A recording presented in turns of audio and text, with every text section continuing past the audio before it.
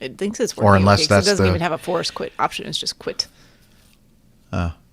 Maybe it's hello everybody. Which is what We're I live. did before. Hi. I think we're that live. maybe It maybe is- that was there's- a yeah. warning message or dialogue from the the last previous time. one. When it, Yeah.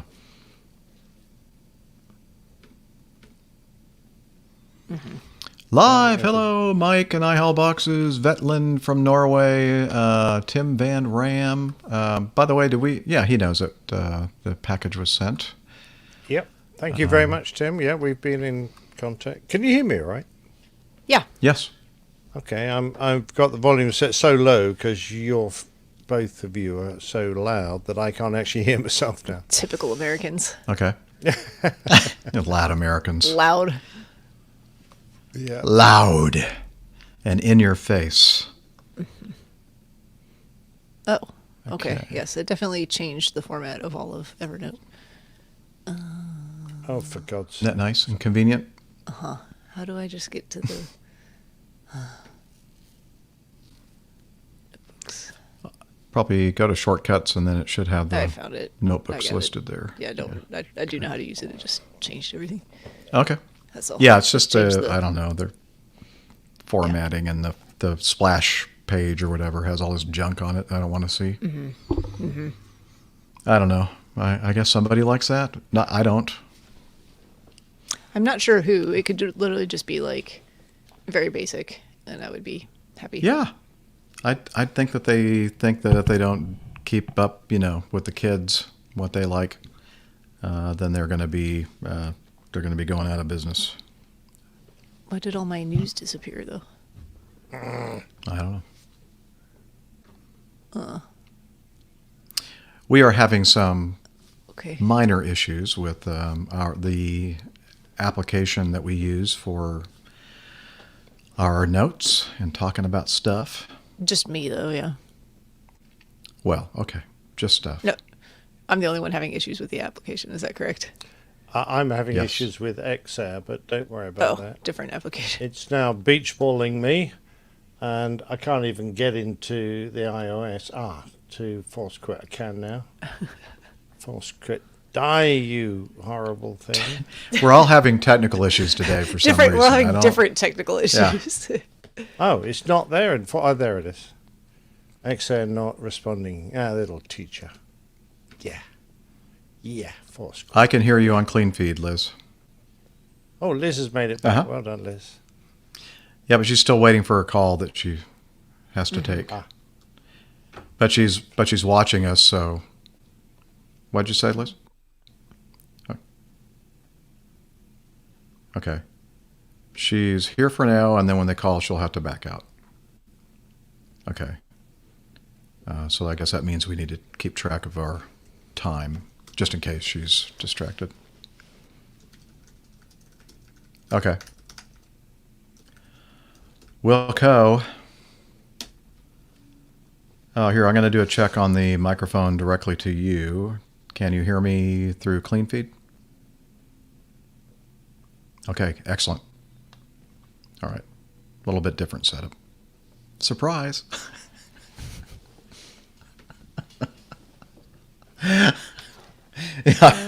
Do I have So like true. of half a minute or like 30, 20 seconds? Yeah. Or- Why not? Okay. I don't know. I just Why not? wasn't sure. I'll be right Yeah, yeah, sure.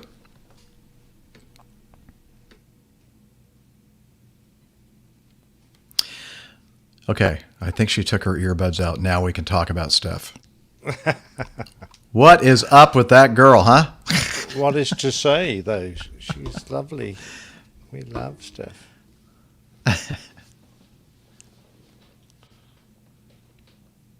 Well, Yeah. I wonder if there's an update to be done on this XR or something. I don't know.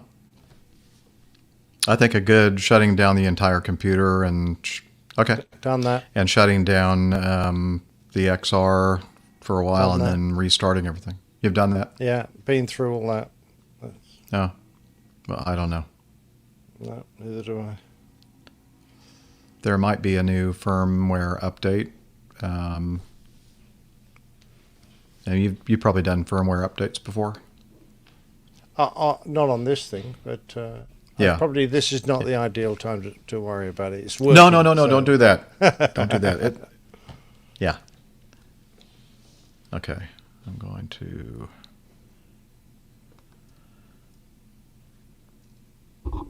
Turn that down a little bit. Let me do some sound checks. Don't start that. I'm entitled.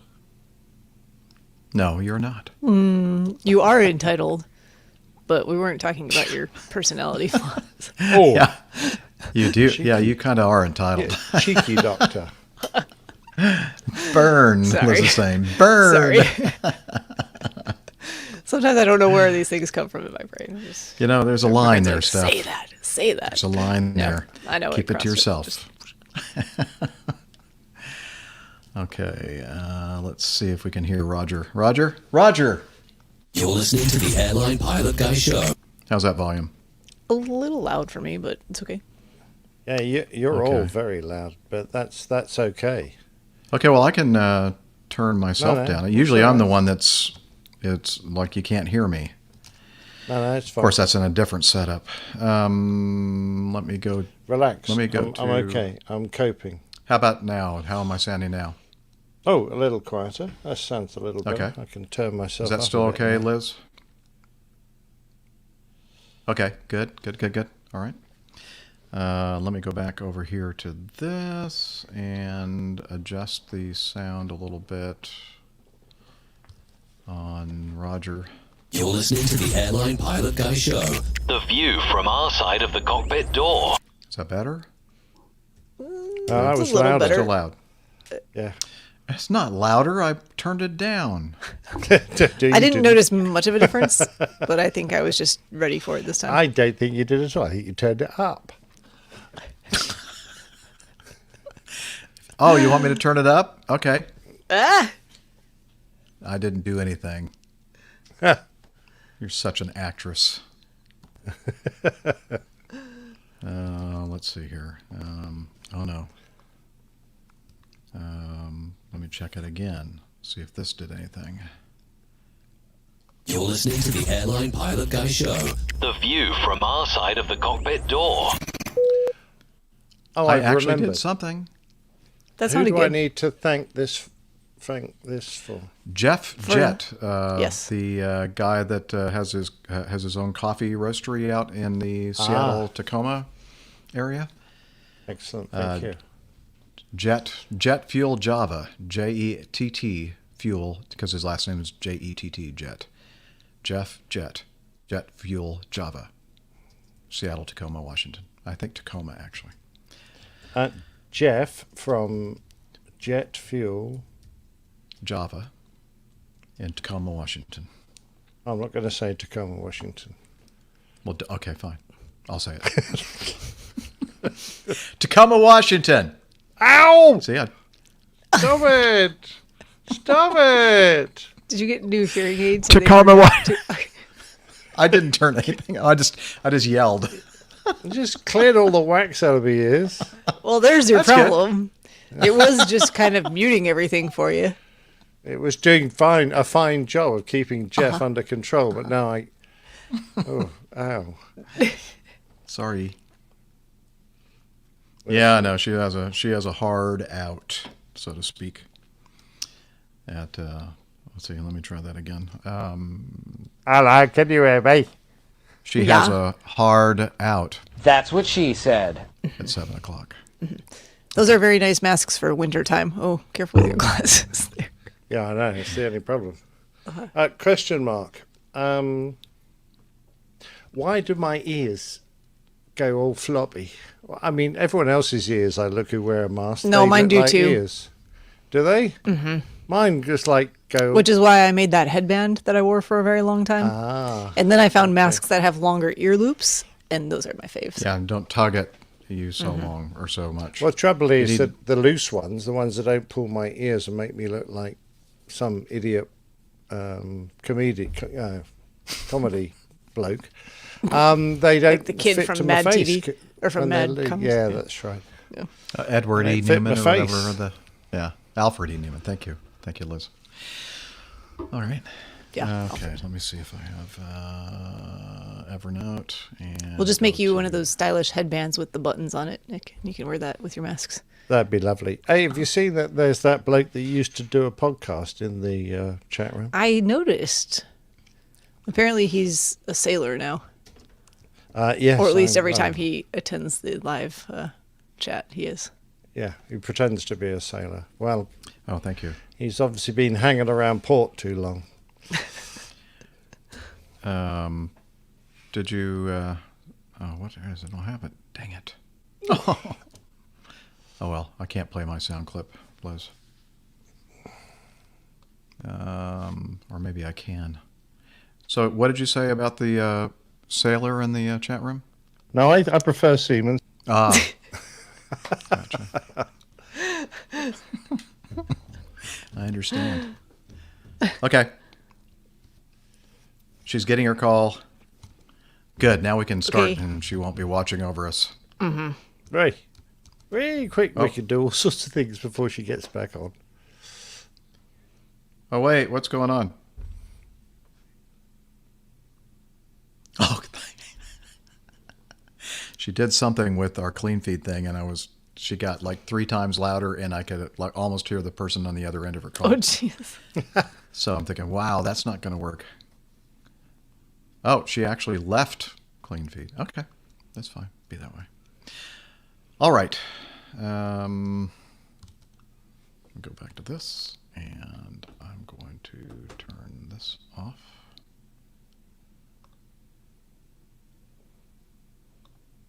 And okay, I think we're ready to go. Believe it or not. Believe it or not, I'm walking on air. Okay. So what time is it? 4:16. Somebody remember that. Got it. You're listening to the Airline Pilot Guy Show. The view from our side of the cockpit door. WAPG, it's the Airline Pilot Guy. Airline Pilot Guy, episode 479. Yeah, he's up in the sky. It's the Airline Pilot Guy. Hello, you're listening to the Airline Pilot Guy Show, the view from our side of the cockpit door, with your host, Captain Jeff, broadcasting live from Studio 2L at the Marriott in Augusta, Georgia. Today's show is recorded on the 30th of June, 2021. Yeah, he's up in the sky. It's the Airline Pilot. Okay, that was a good test. So I'm guessing you did not start your recorder, Jeff. What? What? I don't know. That never I happens. don't know. I don't know what you're talking about. Thanks, Nick. course That's I- all right. Anytime, Jeff. Thank you, Nick. I Anytime. owe you a Now I debt, got to Jeff. restart Jet- the timer here. debt of gratitude to you, sir. I'd Okay, make a good looks like- co-pilot. I am now recording. I need to turn you guys down. Oh, now we're the loud Sure. ones? I'm sure you're not That makes the a first change. time you've been turned down. Thanks for right. bringing up the painful memory. It's fine. I'm just going to drink. Okay. Sorry. Painful, isn't it? Trust me, I know. Okay. Let's see here. Go back over to just too many windows. You need more let's monitors make and it- screens and things. I do. I really do. If only you could I need like a travel with big all giant that. one like I have at home, but I just don't have room for it on my airplane. Okay, here we go. It's going to be 18. You're listening to the Airline Pilot Guy Oh, Show. hang on. I want to make sure I do this so I can find it in the video. Where is my mouse pointing? Oh, here it is. Damn it. All right, here we go. Why is it not working? There. You're listening to the Airline Pilot Guy Show. The view from our side of the cockpit door. WAPG, it's the Airline Pilot Guy. Airline Pilot Guy, episode 479. Yeah, he's up in the sky. It's the Airline Pilot Guy.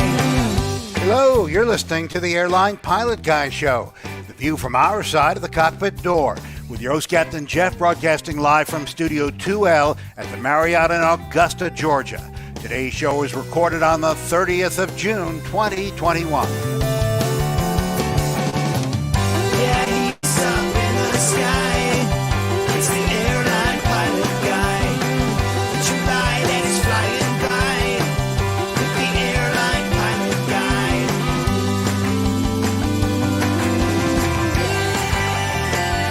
In today's episode, Delta plans to hire more than 1,000 pilots by next summer as the pandemic recedes. Romanian investigators look into why a flight ran over runway lights while attempting to take off. More news, your feedback, and today's Plain Tale check-in confessions. So get all settled in, tray tables and seat backs in the upright and lock positions, electronic devices powered on. I'm Radio Roger, and Flight 479 is ready for pushback. Thank you, Radio Roger. He's an award-winning. Oh, no. Take two. Thank you, Radio Roger. He's an award-winning. Damn it.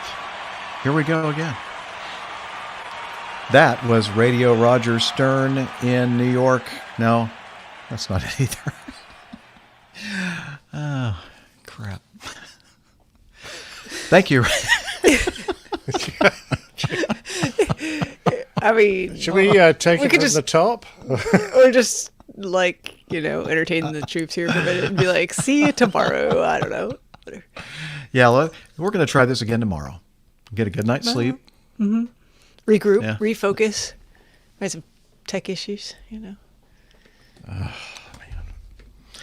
It's like only one of the first times I've tried to say that. This definitely isn't show number 400 and I'm not even sure. 479. 70 something. All right, there we go. Hey, if one of you will I'm do me a working favor, on go it. to the... Do what? Okay, what are you working on?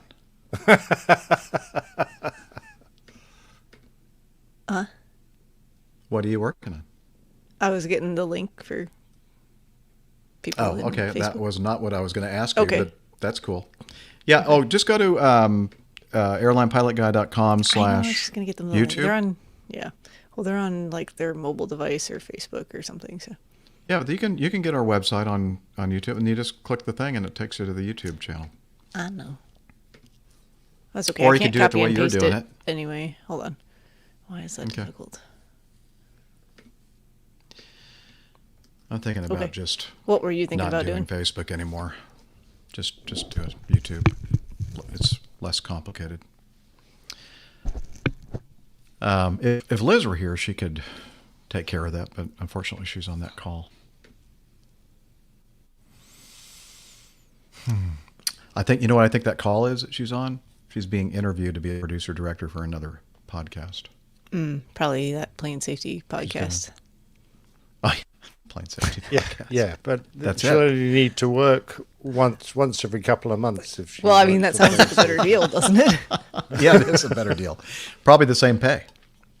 Yeah, probably. Yeah, I hear they're well funded. I'm not sure how. But Oh. it's from some entrepreneur in Switzerland, I believe. So, what I was going to ask, if one of you would like to go to the brand column, and I'm going to have this put up, and one less thing for me to worry about by clicking that thing again, which, yeah, thanks. got it. Whoever's doing it, just one of you do it. I know it's going to happen now. It's going to be flashing off and on, off and on. Yeah, You've given Steph a button to play with. You know what's going to happen, don't you? I thought it was you doing that. It was Steph doing No, that? it'll be coming up at inopportune moments during the show, anytime she fancies. Okay. Or Good. other random things. There's a lot of stuff in there. Yeah, there's a lot of stuff in brands yeah, I to know. play with tonight. Oh, gosh. What have I done? You've let her Rid of the loose. monster. Okay. We're going to start at 424. Okay, hold on. That's There's what a lot I had going on planned here. all Okay. along. That's what I had planned. Did you know? 4, 3, 2, 1. You're listening to the Airline Pilot Guy Show. The view from our side of the cockpit door.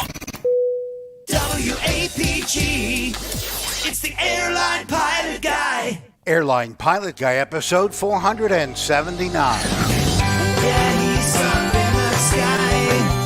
It's the Airline Pilot Guy. Hello, you're listening to the Airline Pilot Guy Show, the view from our side of the cockpit door, with your host, Captain Jeff, broadcasting live from Studio 2L at the Marriott in Augusta, Georgia. Today's show is recorded on the 30th of June, 2021. Yeah, he's up in the sky. It's the Airline Pilot Guy. Put your light and it's flying by. With the Airline Pilot Guy.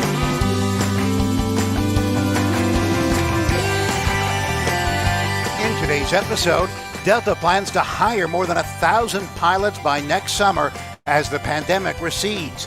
Romanian investigators look into why a flight ran over runway lights while attempting to take off. More news, your feedback, and today's plane tale check-in confessions. So get all settled in. Tray tables and seat backs in the upright and lock positions. Electronic devices powered on. I'm Radio Roger, and Flight 479 is ready for pushback. That was Radio Roger Stern, an award-winning TV and radio reporter currently at the #1 all-news station in the nation. 1010 wins in New York City! Welcome to the Airline Pilot Guy Show. It's an aviation podcast covering the latest in aviation news and covering your great feedback. I'm Captain Jeff, a pilot at a major legacy airline based in Atlanta, Georgia. And joining me today from her beautiful home on Lake is a doctor, skydiver, marathon runner, strength training junkie, IPA connoisseur, and commercial multi-engine instrument rated backstabbing jumper dumper, Dr. Steph.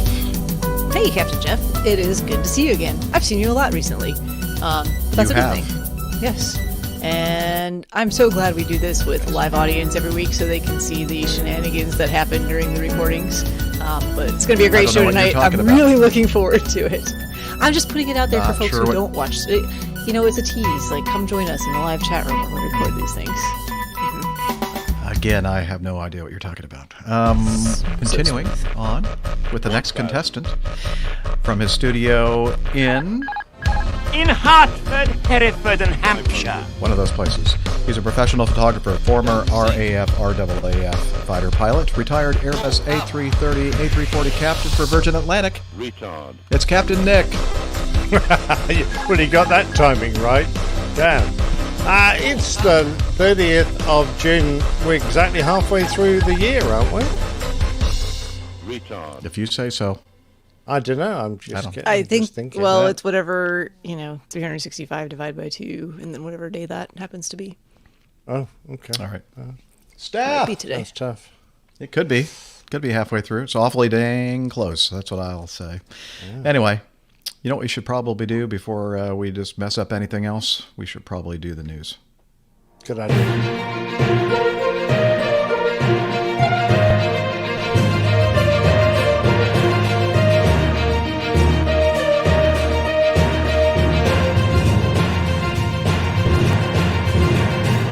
Stand by for news. All right. Let's start off with this, and it's an accident. This is from the Aviation Herald. Mozambique, not Mozambique, Mozambique Expresso, my goodness, E-145 at Maputo on September 30th, 2019, had a runway excursion on landing. And we probably talked about this before. So I guess it's kind of an update. They had 25 passengers and 4 crew and landed on Maputo's runway 5 in gusting crosswinds at about 1650 local, but veered left off the runway, came to a stop with all gear on soft ground and tangled with bushes. There were no injuries. The aircraft sustained substantial damage. The airline reported the crew felt a quick and sudden slip of the aircraft and attempted to correct the movement of the aircraft. However, the aircraft left the side of the runway. 25 passengers and 4 crew left the aircraft safely. At the time of the landing, the wind was at 50 miles. I don't think. Okay. I don't know what that means. Just 50 miles. The wind was 50 miles away. It was 50 miles. I don't know. 50 miles. I don't know. Simon! In 24 hours? I don't know. The winds on the METAR are 130, 15, gust 25, so I'm not sure what that means. Unclear. Anyway, they opened an investigation, and they're trying to figure out what that means, I think. On January 17th, 2020, the Aviation Herald learned a number of frame sections were bent, structural damage. The radome was crushed. The forward, you okay? It's fine. Just put that I think I microphone broke anywhere. something. Do I need to order a new microphone for one of you? Not How yet, many not microphones yet. does Nick have, though? He's got plenty. It's fine. I do. I He's have got a lots. mic locker, so he has plenty. I've got one less now. Oh, no. Anyway, where was I? Let's see. The left AOA vein fractured. Left TAT probe was clogged. Left pitot probe, that can be painful. Left pitot probe dented and bent. The leading edges of the wings received dents. The landing gear and gear doors received impact damage. A number of fan blades. In other words, it was messed up a little bit. The occurrence aircraft still on the ground in Maputo, standing June 20th, 2021, almost 2 years after the occurrence. They're not in a big hurry to fix it, apparently. Oh, the Aviation Herald learned that following delays due to the corona pandemic repair of the... Oh, it should be a comma there. Corona pandemic, comma, repair of the aircraft has commenced. So there you go. We've got a couple of pictures of just kind of use your imagination. An E-145, EJ-145, kind of in bushes, not on a runway. There you go. Looks a little brush-like there, for sure. No. Yeah. Yeah. I don't know. Do you think it's worth sharing those images for people to see? It's just pretty much a Nah. Nah, red-tailed you can use your imagination. ERJ. Imagine Yeah, you're it's walking through, not a forest, but like grassland, brushland, and Yeah, a lot of scrub. All of a stuff. sudden you bump into an probably aeroplane. stuff with like, briars and things Yeah. that you don't really want to be walking Yeah. through. Probably By killed a the few time you guys hartebeests. explain the whole thing, Yeah. by the time you guys explain it, I probably should have just shared the image. No, it's Oh, well. fine. We painted a very vivid picture for our Yeah, audio very vivid podcast. picture. And just various shades of gray, green, and brown. Mm-hmm. Okay, let's move to the next one. This is an updated report. A serious incident, ATR 72-500, Yankee Romeo Alpha Tango India on the 13th of October 2016. Wow, that was a while ago. Scrolling down, flight Romeo 717, an ATR 72-500 from Bucharest to Lassi? Oh, I loved that show when I was a kid. Was scheduled to depart Woof, at woof. Is that an 20:35. I? Is it Iasi? Iasi? Because it's lowercase. I just see an It's not the- LASI. But it's an uppercase I. Oh, ASI. that makes sense. Okay, never mind then. From Bucharest That means to indicated Iasi. airspeed indicator. Sorry. Continue. Wow. This show, I think, is going to be more of a train wreck than anything yet. No, we just had one of those a few weeks ago. So I know, but this is going to be even worse or better, depending on your perspective. Anyway, they were scheduled to depart at 20:35 local. After obtaining taxi approval, the flight crew did not apply the sterile cockpit concept. Upon entering runway 8, in other words, they were gabbing and not paying attention. Upon entering runway 8 left, the aircraft initially followed the yellow center line of taxiway W, or whiskey, we call it sometimes in aviation. After entering the runway, it turned left, the taxiway line.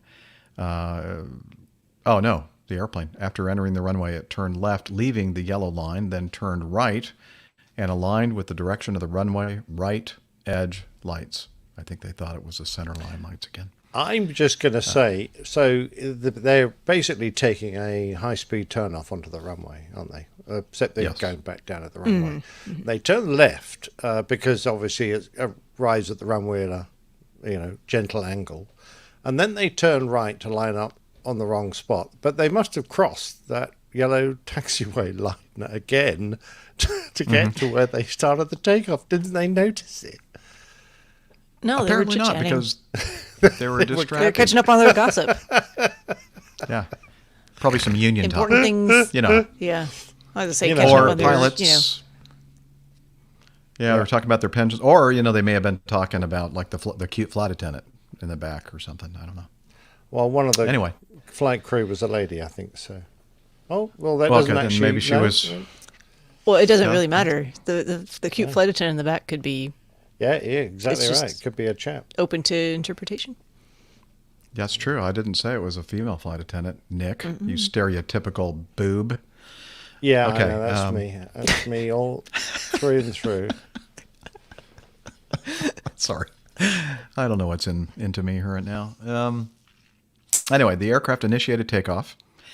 And after approximately 700 meters at an indicated airspeed of 82 knots, the crew aborted the takeoff. The stated reason being they reported vibration of the nose wheel. I wonder why. After the rejected takeoff, the aircraft cleared the runway and taxied to the parking area. A runway inspection did not reveal anything abnormal. I guess it wasn't a very good inspection. Between 21:29 and 21:33, 3 more commercial flights took off from runway 8 left, during which the runway lighting system had 3 malfunction alarms. During a thorough check of runway 8 left, pieces of lights, metal elements, and glass fragments were found and identified as runway edge lights. A number of 6 lights were found completely missing from their positions. And if you're interested in which ones they were numbers 3, 4, 5, 6, 14, and 16. All Bingo. on the right-hand side of... Oh, yeah. Okay. Sorry. You got Hey. bingo. Hey. Nice. We're playing a new drinking game. Yes. Liz is going to buy lottery tickets with those numbers. Okay, cause of the serious incident. The cause was the alignment and taxiing for takeoff on the line of the runway. They lined up on the right runway edge lights. And the contributory causes were crew inattention during this phase of flight. It wasn't really a flight, though, was it? Distraction of crew attention during this phase, and the aircraft did not follow the line marking the center of taxiway whiskey. Okay. So it looks like here at this time of year, sunset in Bucharest was around 1835, so it was dark. So maybe that's why they didn't see the yellow line. It wasn't bright enough or something, I guess. I don't know. Still, you'd think Or that they your could see runway- where all your those lights they were lined up on. Yeah. Blinded by the lights. Okay. Thank you, Lewis. Anything else to say about that? No. Move on. Okay. Good. All right. Let's move on then. Accident. Express freighters, Boeing 737-300, operated on behalf of Qantas, registration Victor Hotel X-ray Mike Oscar, performing freight flight 7335 from Brisbane to Melbourne, Australia, with 2 crew, was en route at flight level 260, about 110 nautical miles northwest of Canberra, when the crew received wing body overheat warning, which resulted in a reduction of cabin pressure. The crew donned their oxygen masks and descended the aircraft to flight level 200. The first officer became incapacitated, however. The captain descended the aircraft to 8,000 feet, advised that they were diverting to Canberra, requested emergency services on standby. An ambulance, we call them ambulances in the U.S., to meet It's the an aircraft on arrival ambulance, and mate. Oh, okay, I got it. It's just written in the accent, It's written in colloquial. the vernacular. Let's see. Oh, thank you, Simon Radke. Hey, for, look, doing mate, that that for me. goes an ambulance. Anyway, If you're Australian requested- and offended by Nick's attempt, and what's that address, Steph? it is. Well, I'm offended at airlinepilotguy.com. I'm affected. Offended by Captain Nick at Captain Nick. Yes. airlinepilotguy.com. Yes. It's a very long address. Yeah, it's easy to remember though. They requested the ambulance to meet the aircraft on arrival and stairs for medics to enter the aircraft. On final approach, already in contact with tower, the captain advised the first officer was still unconscious. What? The first officer was still unconscious. The aircraft landed on runway 35 without further incident. The first officer was taken to a hospital. Australia's TSB opened an investigation into the occurrence. The black boxes have been secured. On June 24th, 2021, just a few days ago, the ATSB released their final report, concluding the probable causes were faults with the right wing body overheat detection system likely led to an intermittent elimination of the master caution and wing body overheat annunciator. The crew were unable to isolate the right wing body duct due to a faulty isolation valve. In consultation with Sydney Line Maintenance Operations, the flight crew conducted troubleshooting activities that resulted in the right air conditioning pack being selected to auto. This resulted in reduction of cabin airflow. Due to the reduction in cabin airflow, along with a higher than normal cabin leak rate, the aircraft was unable to maintain required cabin altitude. This resulted in the flight crew electing to conduct an emergency descent.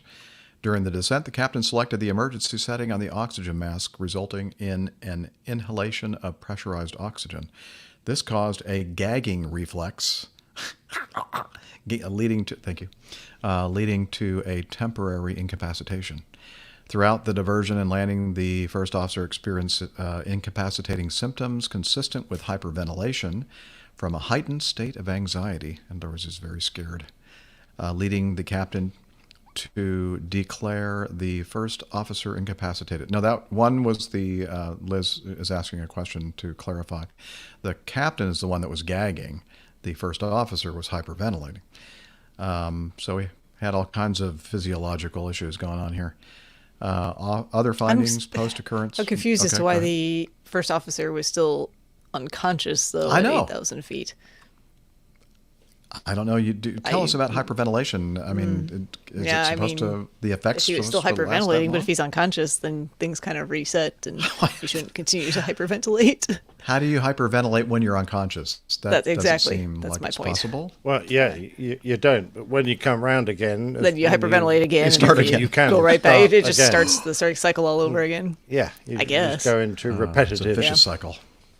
Wow. But I'm not quite sure why the captain was gagging on his oxygen. What was wrong with it? Oh, because It's when you go pressurized. to emergency, it's under high pressure, and I guess he didn't know how to. So Yeah, it's not that Manage high that? pressure, and No. it's supposed to be under pressure and 100%. It's supposed to have a Right. slight overpressure. Why on earth would it cause him to gag? some people are sensitive to those things, Nick. Well, Some people have a very, pilot wouldn't be because very like high you're gag reflexes. You're supposed to be able to wear your oxygen mask on 100% if you need to without gagging. I'm not making excuses for No, that. no. I'm just saying some I'm people just are- going, what on earth has this guy done in the past that he hasn't ever put his oxygen mask on 100% before and worn it and worked out what it feels like? Well, I just think you're just being too critical. Well, it's not a good time to find out that you can't wear your oxygen mask properly I know. because it makes You you would have thought gag that- when you're in the middle of an emergency. You would have thought that you're right, that he would have understood that this could be a risk factor with a high gag reflex factor. Yeah. Oh no, what is my computer doing? It's doing weird things. Sorry. It's it- flashing What's it doing now? rockets. What's it doing now? I don't know. Okay. Did you buy one built I by did. Airbus? Maybe it's the keyboard. What are you doing? Did you spill Stop. something on it? No. I didn't. All right. We'll take your word for it, Jeff. Okay. So I'm doing a command tilde, which kind of switches from one window to another, and apparently that's not working very well on my machine. This is your new one. Yeah? Yes, a brand new one, which I think I'll be taking back. I hope I still am within the 14-day period. Oh, Because it's you doing just just got a really brand new. weird things. Yeah, it's brand new. Anyway, MacBook so, with the whatever chip, the fancy one. No, it's a Mac Mini M1. All right. So I think everything is settled down now. Okay. All right. This is going to be fun editing. I Okay. can't wait to hear it. What's that, Nick? I can't wait. I can't wait to hear it. There's fine Also, I editing think you'll do. The internet connection that I have here, I'm having to use my telephone hotspot, and I think the latency is really bad because I think you're getting what I'm saying in about 2 seconds after I said it. Okay. So that's not good. I'll just wait an extra 2 seconds then before I speak. No. Just like think about what you're going to say, but then say it 2 seconds before it. Okay. I can do that too. Good at talking to people. You probably can.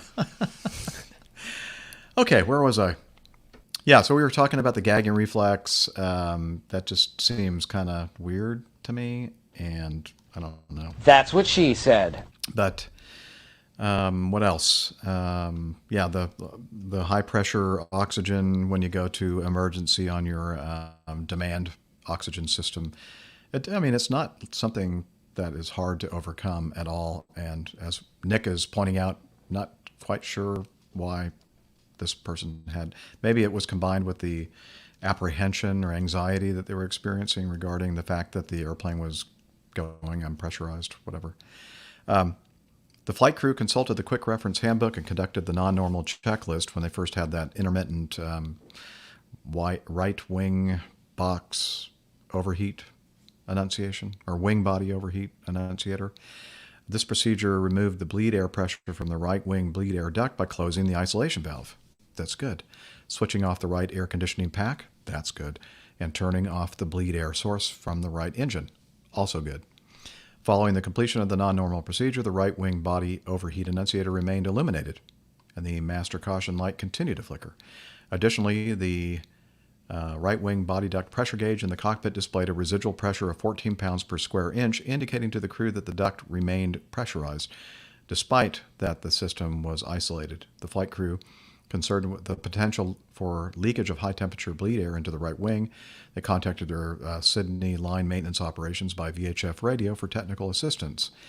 So when they were talking to them, the flight crew began a process of troubleshooting with the intention of isolating the bleed air duct and extinguishing the right wing body overheat annunciator light. The flight crew advised of the already completed steps and discussed the non-normal checklist with the engineer. The engineer advised the flight crew to cycle components of the system and monitor the right bleed air duct pressure. After noting that the residual pressure was lowest when the right pack was switched to auto, the engineer... So I guess the line maintenance people told him to go to auto, and I think what happens when you do that is that left pack, the operating pack, goes, oh, okay, you're turning the other one on, so I'm going to go to a lower pressure. And then it just was all downhill from there, literally. The cabin couldn't maintain cabin altitude, and they had to initiate the emergency descent. So, but the physiological thing is still kind of got me scratching my head as far as in one place in here it talks about the first officer being unconscious, even after they landed, and but he also was hyperventilating. I don't know. I can't make really much sense of this whole thing. Yeah, I'm not certain about the physiologic things that they experienced. They sound a little bit strange to me as well. Yeah. Yeah, they started talking about a possibility of fumes in the cockpit. And then, I took a long read of the original information, and people were talking about getting... I can't remember the term now because it isn't here. When you get oxygen, too much oxygen for a long period, you can suffer something which Steph knows about because it's a medical condition. And it's called, Steph? I have no idea. Oxygen narcosis? Oxygen intoxication? I don't actually know what it's called, if there's a technical term. Oxygen can become toxic to your body if you get too much. For sure. Mm-hmm. But you need it. Hours hyperoxia? and hours. I've been, most of us in the military have been subjected to high pressure oxygen, pure toxicity? oxygen, 4 hours. Oxygen toxicity, yeah. And I'm going, there's no way you can get that, or shouldn't be able to get that, in the few minutes that they were on oxygen and took time to descend, and then they could have taken the damn masks off if they wanted. But I'm just a bit concerned about how poorly this is, the physiological physiological events that occur here are being reported. I don't understand why they haven't really pinned down in this report exactly what happened to the crew. So, if you do have, if you are breathing in too high of levels of oxygen at high partial pressures for too long, there are a couple different things that can happen. You can get chemical toxicity within the lungs themselves, so that can cause damage. You can get damage to your retina and your eyes. You can have endocrine effects. You can have toxic effects in the central nervous system. But to be perfectly honest, I don't know how long you would have to do that for. I'm trying to do some quick searching here to see some of those things. So 6 to 10 minutes exposure, you can feel kind of, I guess, have some nausea or some like twitching of kind of facial areas like your lips and things like that. You can have some diaphragm spasm, but that's 6 to 10 minutes. So I don't know how long they were on the high partial pressure of oxygen before that happened. Well, somebody's making a nice comment in the chat room. Yeah, so, yes. This is what I my wonder who that computer's was, doing. Jeff. I just typed one of those words, and it just went nuts. Sorry. No, I have not had too much coffee. So I think, I don't know what's going on with this thing. I think that the word that you were looking for might be hyperventilation. No, wait. No, that's what they No, No. oxygen it's not. toxicity. Oh, yeah. That one too. Hyperventilation's when you breathe so much you drive out all the CO2 And out of your body. hyperventilation does not cause oxygen toxicity. No. Oh. But Well, then then never again, mind. there are an awful lot of military pilots that fly around all the time on 100% oxygen. The Navy do it all the time. I mean, lots of people do it all the time, and they're Yeah. usually getting it under pressure when they're at altitude. So I'm still confused why they're not all suffering side effects. No one is. They're all fine. Why suddenly? Well, I don't know. should Have you ever this flown with those one guys? Pilot? I wouldn't. Well, I've met would a few, argue with that's for sure. Yeah. You'd It's have kind to of be. making a lot of sense to me now. I know. Yeah. Anyway, by the way, it sounds like this problem was a sensor failure. There wasn't actually a problem at all. Yeah. Right. Yeah, it was. And then it was induced by following checklist procedures for something that didn't exist in reality. Well, no, I think the checklist procedures were probably fine. It's when they got onto the engineer. Did they? Yes. Did they start getting advice that became When they received a the little help. bit- Yes, exactly right. That they actually managed to turn off the remaining pack and depressurize the airplane. So Right. I think it's a collection of very strange events for this flight, and I'm thinking- there's an awful lot of guff here as well. I think that if they had just initially said, look, we have an issue, we're going to accomplish the QRH procedure, and now let's divert right away, get the thing on the ground, and then we can figure out what's going on after we are on the ground. Instead of trying to push on, trying to resolve the situation without diverting, and then basically causing an emergency by their procedures, and then having to divert anyway. I mean, that's just something, it kind of reminds me of I forgot the number of the flight, the MD-80, Alaska MD-80, that they were trying to do troubleshooting with the stab trim, and that all the troubleshooting that they worked through finally just basically wore off the remaining threads of the nut, the Acme nut is what it's called, believe it or not. Nothing to do with Acme Airlines. And that basically caused the thing to be completely uncontrollable. And then, of course, we know the thing crashed into the Pacific Ocean. I know that's a little bit different situation, but still, they were trying to do what they thought was the right thing by troubleshooting in the air instead of getting on the ground, and because they wanted to provide the service to the passengers that the passengers had purchased. But in hindsight, if they had immediately gotten the thing on the ground, I think that there was a good chance that everybody would still be maybe they'd be dead now because they might be old. But do you remember when that happened? Anyway, you know what I mean. Quit laughing at me, Liz. You're hurting It my was confidence. 2000? Something like that. Or is 19... January 31st, maybe even, 2000. was it? Okay. Yeah. Ooh, sorry. And that's the correct answer. Okay. Love it. I love that sound effect, Steph. All right. Just wanted to add a little extra to my responses on the show. Thank you. Not my All phone right. was on silent. It is a game show. It's a horrible game show. Are we ready to do item D? Been ready. I've just got one paragraph here. Okay. Could I just read this? Yes, ATSB research into pilot incapacitation occurrences showed that the majority of cases were due to gastrointestinal illness, such as food poisoning. There were no reported incidents involving incapacitation due to hyperventilation. The report noted that once declared incapacitated, the pilot was often removed from active flying duty and the flight sometimes diverted, such as occurred in this instance. It's an interesting thing to add on to the end, which I thought, wonder why they put that there. Because Anyway. they couldn't figure out why this guy was incapacitated from reported hyperventilation either, basically. Yeah, I think so. And they're thinking, how are we going to put this report out and not sound completely... Yeah. Random. Yes. Random or... Anyway, Yeah. like we don't know what we're talking about. Well, we understand that. Okay. Let's move to this next one. Item D.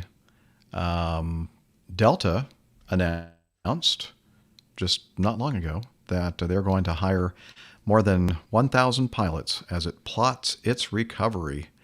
And now I've lost complete control of my computer. I can't scroll down. So who would like to read that? I will Good read for you. purchase. Good purchase, Jeff. This is from I know, not a good Bloomberg, purchase. I believe, yes. So, let's see. I'll start over here. Delta Airlines plans to hire more than 1,000 pilots by next summer to support its expected recovery from the devastation of the pandemic and an expansion of its route network. Domestic leisure travel will return to pre-pandemic volumes this month, said John Lafter, Delta's operations chief, in a memo to flight operations employees on Monday. Travel restrictions across the Atlantic should ease in the second half of the year, he said, building on recent market openings in Spain, France, Italy, and Greece. Delta had 12,940 pilots at the end of last year, excluding those at a wholly owned regional carrier. The new additions would mean an increase of about 8% in the number of pilots at the airline's core operations. U.S. airlines have been expanding flights in recent weeks to accommodate consumers who are packing planes for long-delayed vacations and family reunions. About 20% of Delta employees took early retirement or left voluntarily during the height of the pandemic last year, and more than half took unpaid leaves of varying lengths. This is all good news, but we should keep in mind that while our leisure customers are coming back, our fares aren't back at the same level. Delta has said it expects to report a profit for the month of June. I guess somewhat related, American Airlines Group canceled 950 flights scheduled for the first 2 weeks of July after the faster-than-expected rush to travel led to crew shortages. The carrier also scrapped 775 flights over the weekend and into Monday as poor weather at 3 of its hubs worsened the pilot shortfall. Delta will start the first training class this week for pilots who had received conditional job offers before coronavirus.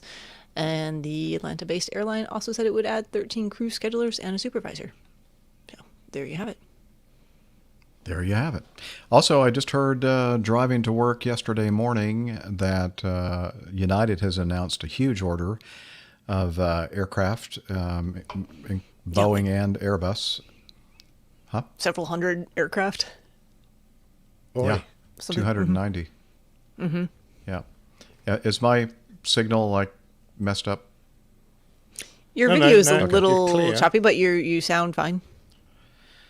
Okay. Yeah, I'm trying to fix what's going on here.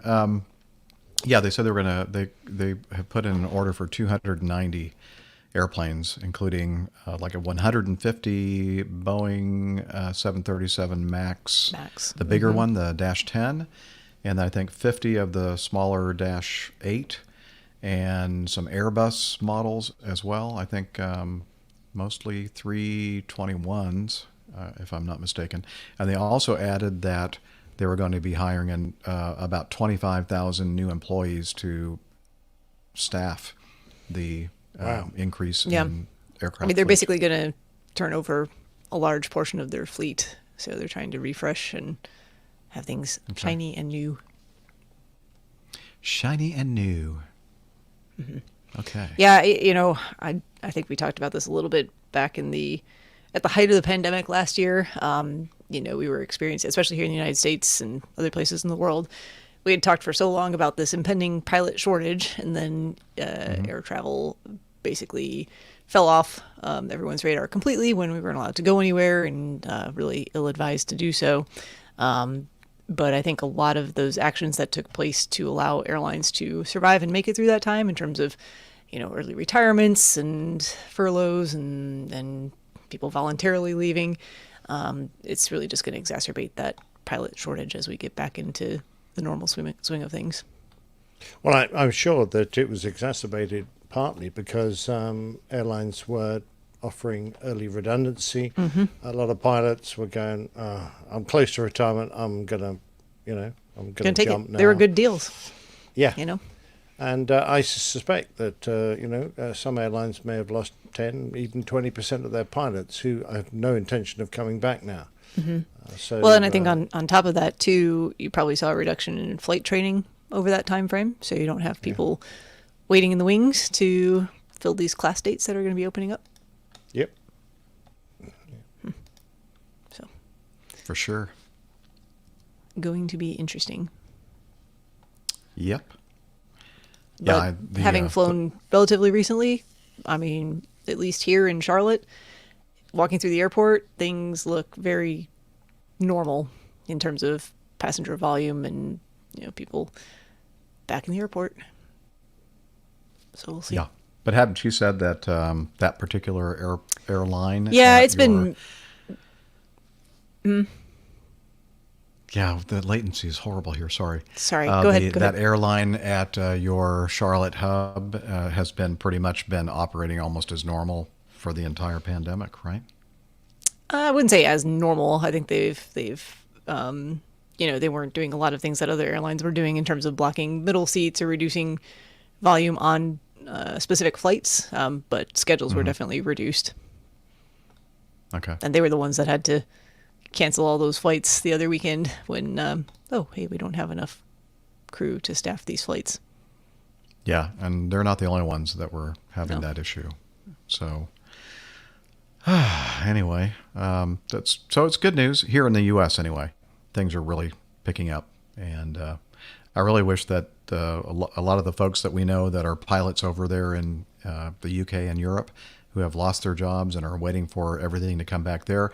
I wish they were able to come, and Canada too, come over here to the U.S. and get hired by some American airline and be gainfully employed and flying again. But I guess there are some other issues involved, like green cards and visas. Well, right to work in the United States and licensing change differences. So it's not just a simple, oh, hey, you're a pilot and you're qualified on this aircraft, come over and fly. But I wish it was that easy, if it were that easy, but I guess it's not. Mm-hmm. Well, I've no doubt if the airlines get that desperate, they'll try and find some way to allow the government to let these folk in as in some kind of temporary work visa for a few years, perhaps. There's usually ways around this if you're desperate enough. Mm-hmm. Sure. And maybe it's a catalyst for change going forward to allow more flexibility. Yeah, no 380s here. Sorry, Stefan. Stefan, you can fly a 380 means you can fly anything. That 380 license just gives you carte blanche to fly any aeroplane that's a little bit smaller. That is the way it works. I'm pretty sure. So you'll be starting on the CRJ 200.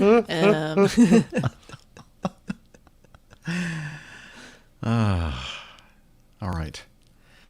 And I'm just having trouble just doing anything here on this computer. Okay. Functioning? Okay. Sorry. Yeah. What's this going on here? Oh, no. More bad passenger behavior think about What? That never happens. Song from Cops, Bad Boys. Thank you, Liz. She's singing it to me, but nobody else can hear it. Let's see. This was sent in by Jez or Gez. I'm thinking Jez. I don't know what you guys think. G-Easy. Maybe just G-Easy. Gez. G-Easy sent this in. Jez, I'd say. He or she says, the craziness just doesn't stop. It gives us a link to a CNN.com article. And ends with TT4N, which I believe is Tata for now. Ta-ta for now. Correct. Los Angeles International Airport, LAX. After an altercation on board, a man jumps out of a taxiing airplane. Ooh, that's kind of fun. It's bold. He was injured Friday after jumping out of a United Express flight that was taxiing from a gate area of the Los Angeles International Airport. And I feel terrible for him. Sorry. Do you? That he was injured. No, not really. No? No. About 7:10 p.m. local time, the man opened the door of the aircraft, activated the emergency slide, and exited onto the taxiway. Well, at least he had, the brains to figure out that you need the emergency slide to prevent injury. And Liz points out work. that they actually No, say... he got injured anyway. Well, yeah, but maybe he would have been more injured. I don't know. But the journalist got the correct... nomenclature. Yeah. Nomenclature, yeah. Nomenclature. They didn't say it was the runway. Let's see. Los Angeles Airport Police and Los Angeles Fire Department responded immediately. The flight was operated by SkyWest Airlines. Those pilots at SkyWest are kind of... they were heading to Salt Lake City. According to the FAA, an altercation occurred. Okay, we just talked about that. A passenger who exited the aircraft was apprehended, taken to a local hospital where he was treated for his injuries, his boo-boos. Authorities are investigating the incident and working to determine the passenger's motive. And then there's another article here that talks about it as well. This is another incident at LAX. Police say that the male driver of a gray Mazda hatchback with the letters SOS written on the hood. Help! Really? Help me! Doesn't everybody, though? Turned off Imperial Highway on the south side of the airport and headed straight for the gate at the FedEx warehouse. After crashing through the chain link gate, the driver sped past a line of FedEx jumbo jets parked in the tarmac. Or the runway, your choice, and then proceeded to speed across runways 25 left and 25 right. He made a U-turn and crossed them again. Yeah, for good measure. On busy That's days... why I always use the 2.4s at LA, because you never know what's going to happen on the 2.5s. It's a little bit of chaos down there. That's Indian country down there. It's the Wild West. It is. On busy days, runways 25 left and 25 right have aircraft landing or taking off approximately every minute. The pursuit came close to several bustling loading and unloading areas. Unloading and loading areas only of LAX, though The white there zone were is for no loading and collisions. unloading only. The white There's no zone. stopping at the red zone. Sorry. And no injuries reported. Exactly. Insert airplane movie sound clip here. Mm-hmm. This sounds more like the Blues Wait, no, you got to wait Brothers. for me to insert the sound clip. Hang on. Oh, okay. Oh, sorry. Go on then. Okay, now go. This sounds more like the Blues Brothers. It does. Quite honestly, they had a dozen police cruisers chasing this guy. But I want to know how many of the police cruisers just flipped for no good reason as they took a sharp corner. Or not. Yeah. Yeah, at least half of them, I suspect. Okay, good. Oh, it's quite something for sure, I'm sure. Okay. Well, I don't know. What else can we say about that? Nothing really. I don't know. Okay. Mm-hmm. All right. And then finally, thank goodness. An ex-AP... Oh, boy. Nick is going to have fun with this one. Ex-APD... No, I'm not. No, it's very sad. This is sad. Yeah. Oh, it's sad. Okay. Ex-APD officer wife among 5 killed in hot air balloon crash on West Side. This is an Albuquerque Police Department officer. This is from the Albuquerque Journal. Rescue crews... Well, hang on. I'm trying to scroll down so I can read the article. Here we go. A former Albuquerque police officer and his wife are among the 5 people who died when the hot air balloon they were struck or were in struck power lines and crashed near a busy West Side intersection Saturday morning. Again, this is in Albuquerque. Martin Martinez, 59, and Mary Martinez, 62, were pronounced dead at the scene, along with a pilot and another female passenger, according to the Albuquerque Police Department. A man rushed to the hospital with severe injuries sustained in the crash also died. Gilbert Galagos, an Albuquerque Police Department spokesman, said the deceased ranged from their 40s to 60s. They were all from Albuquerque. Balloon chase crew members and others at the scene said they knew the pilot but did not give his name. This is just such a tragic loss, fellow pilot Buzz Bernanke said, his face streaked with tears. Martin Martinez retired from APD as a patrol officer and was currently a police sergeant for Albuquerque Public Schools. He and his wife have a son who is currently an APD transport officer. Let's see, is there anything else about what happened here in the accident?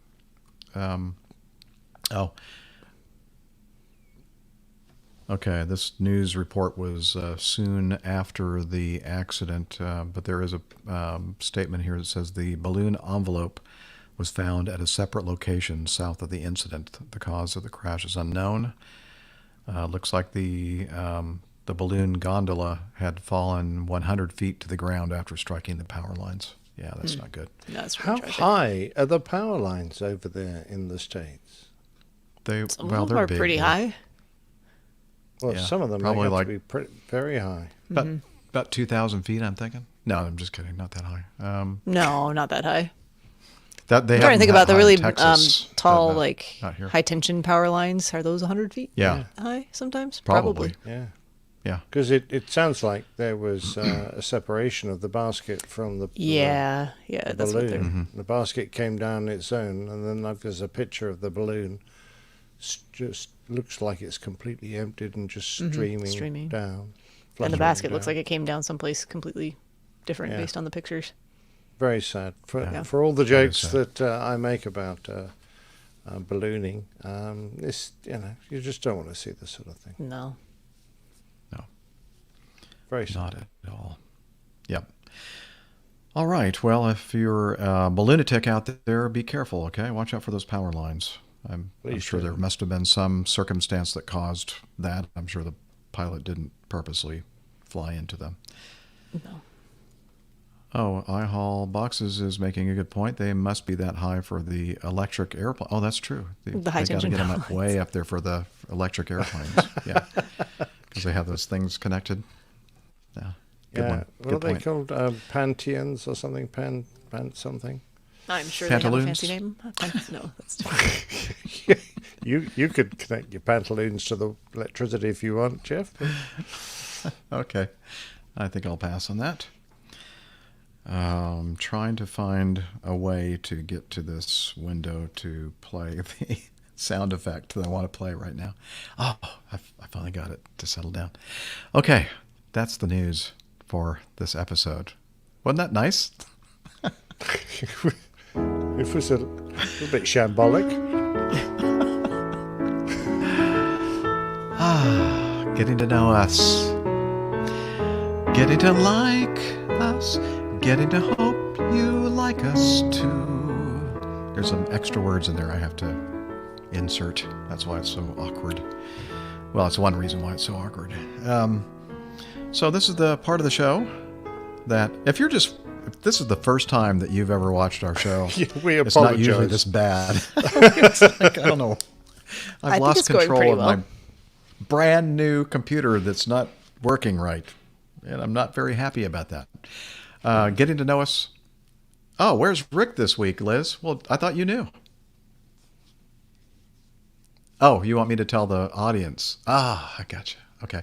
Yeah, Rick cannot join us today because he is at home, and normally he would be joining us. However, they're doing work at their home in the Valley of the Sun, and one of those items that is being accomplished at the home this afternoon while we're recording, or this morning, or whatever time it is there, is tile work, and I think demolishing the current tile floor or something. I don't know, demolition work.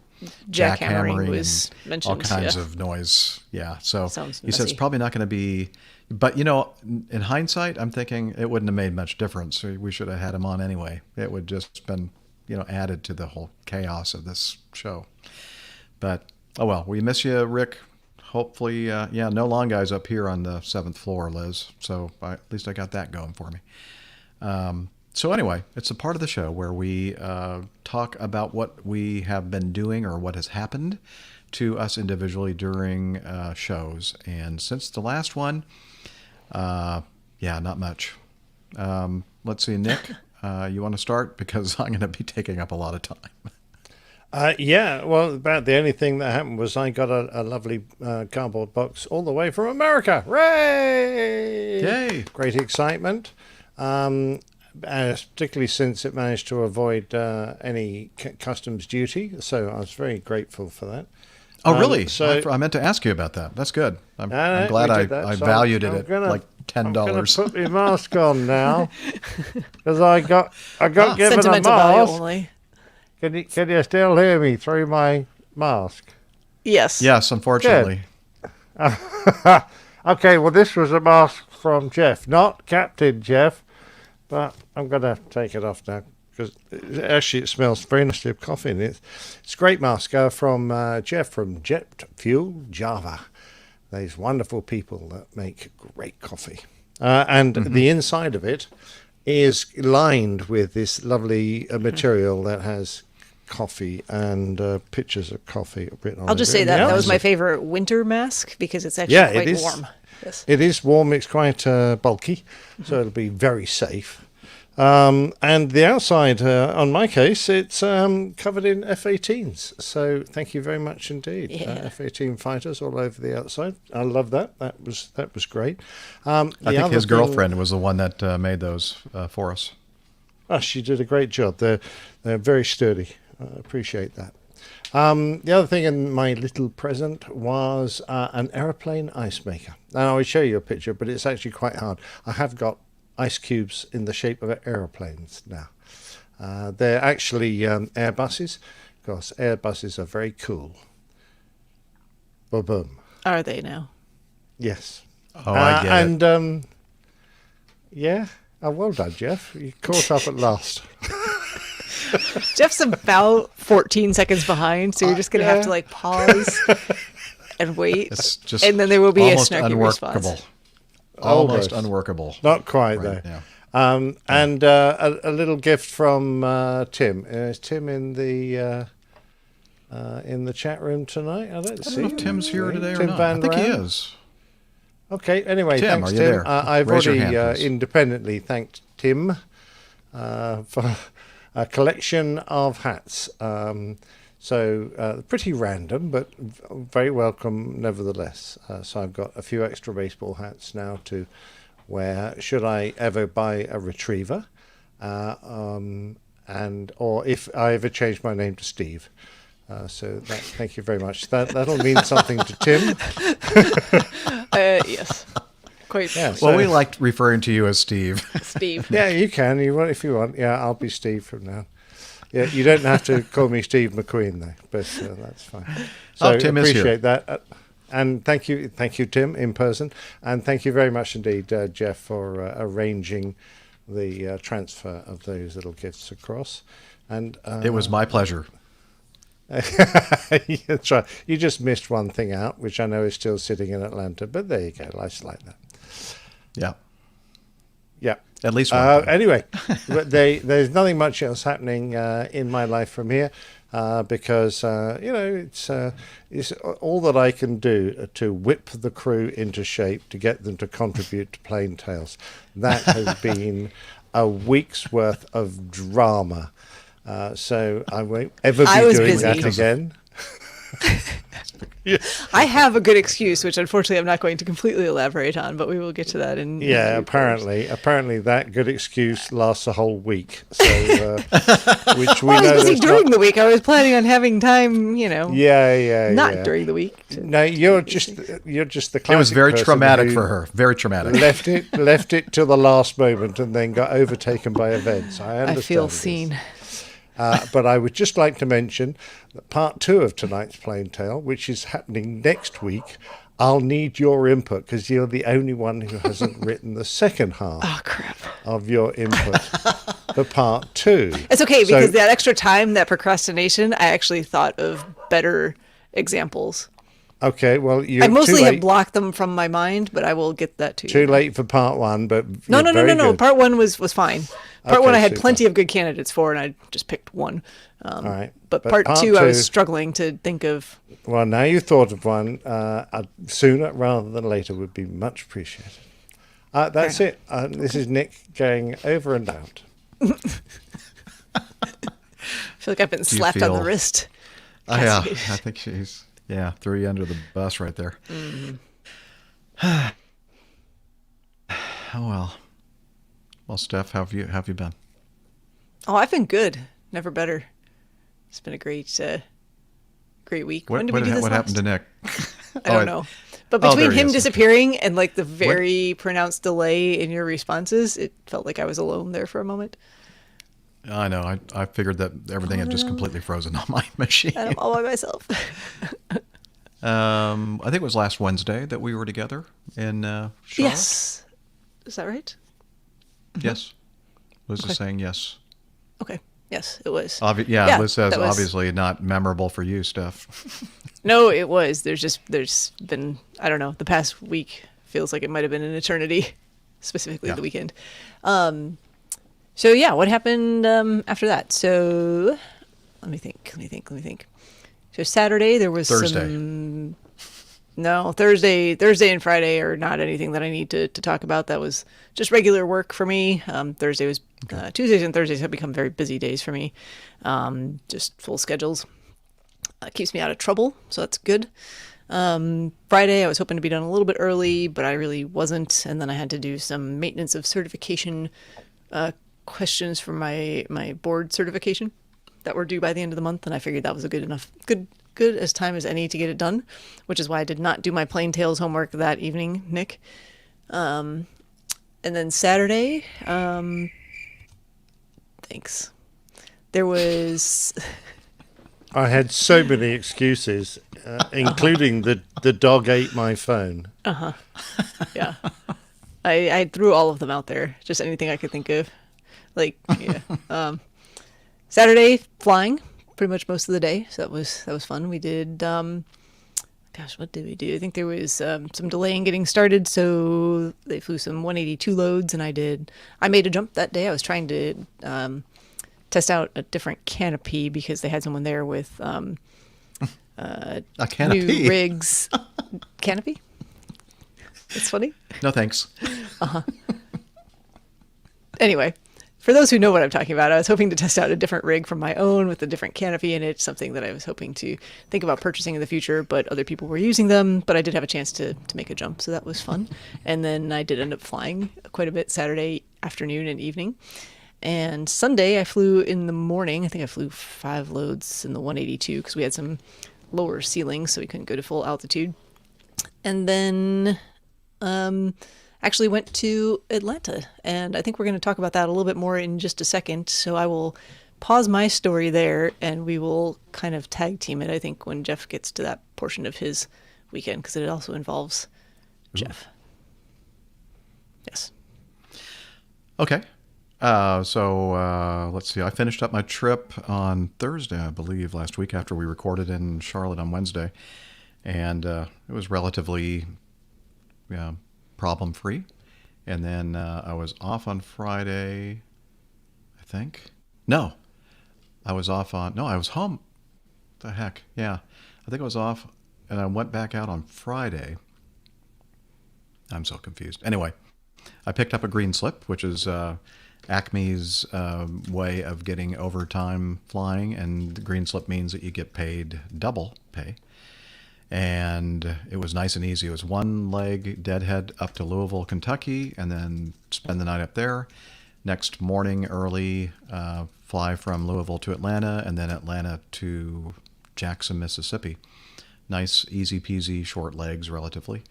So we show up to the gate in Louisville, and the gate to the Atlanta flight was was there, and we walk up. It says Atlanta, departing at 7 o'clock. It's a little after 6 o'clock now, and I look out the window, and it's not my type of airplane. And I thought maybe I'm having a stroke, and I just can't remember what my airplane looks like. No, you And fly then I looked at the Embraer 175 now, I think. No, Is that what it was? I do? Yeah, I that's think what so. it was. Yeah, and I said to the agent, I said, what's going on? And he go, oh, they're just about to push back. They're running a bit late. I went, oh, okay. And then I said, so where's our jet? And then he says, parked back there, off the gate in the ramp area. I went, oh, okay. And so I'm thinking, okay, they're going to have to go and get a crew to get in the airplane and then a tug attached and bring it up to the gate. And then, I see a bunch of people out there, ramp workers, just standing around. And I'm thinking, why are they not bringing our airplane to the gate? It's getting now to be like 45 minutes from departure time. I mean, like maybe 10 minutes to boarding time, and our airplane's still not on the gate. And so I said, well, we need the airplane at the gate. And they go, yeah, well, I don't know what the problem is. So I talked to a ramp worker, went down there. I said, what's going on? They said, well, there was only one lady employee here, or employee at all, that can ride the brakes to move the airplane over here. And I said, okay. And they said, well, she went from the regionals to the line flying, whatever, main line. And I said, uh-huh. And well, she doesn't do that anymore. I said, okay. So who's going to do that? They go, we don't have anybody to do that.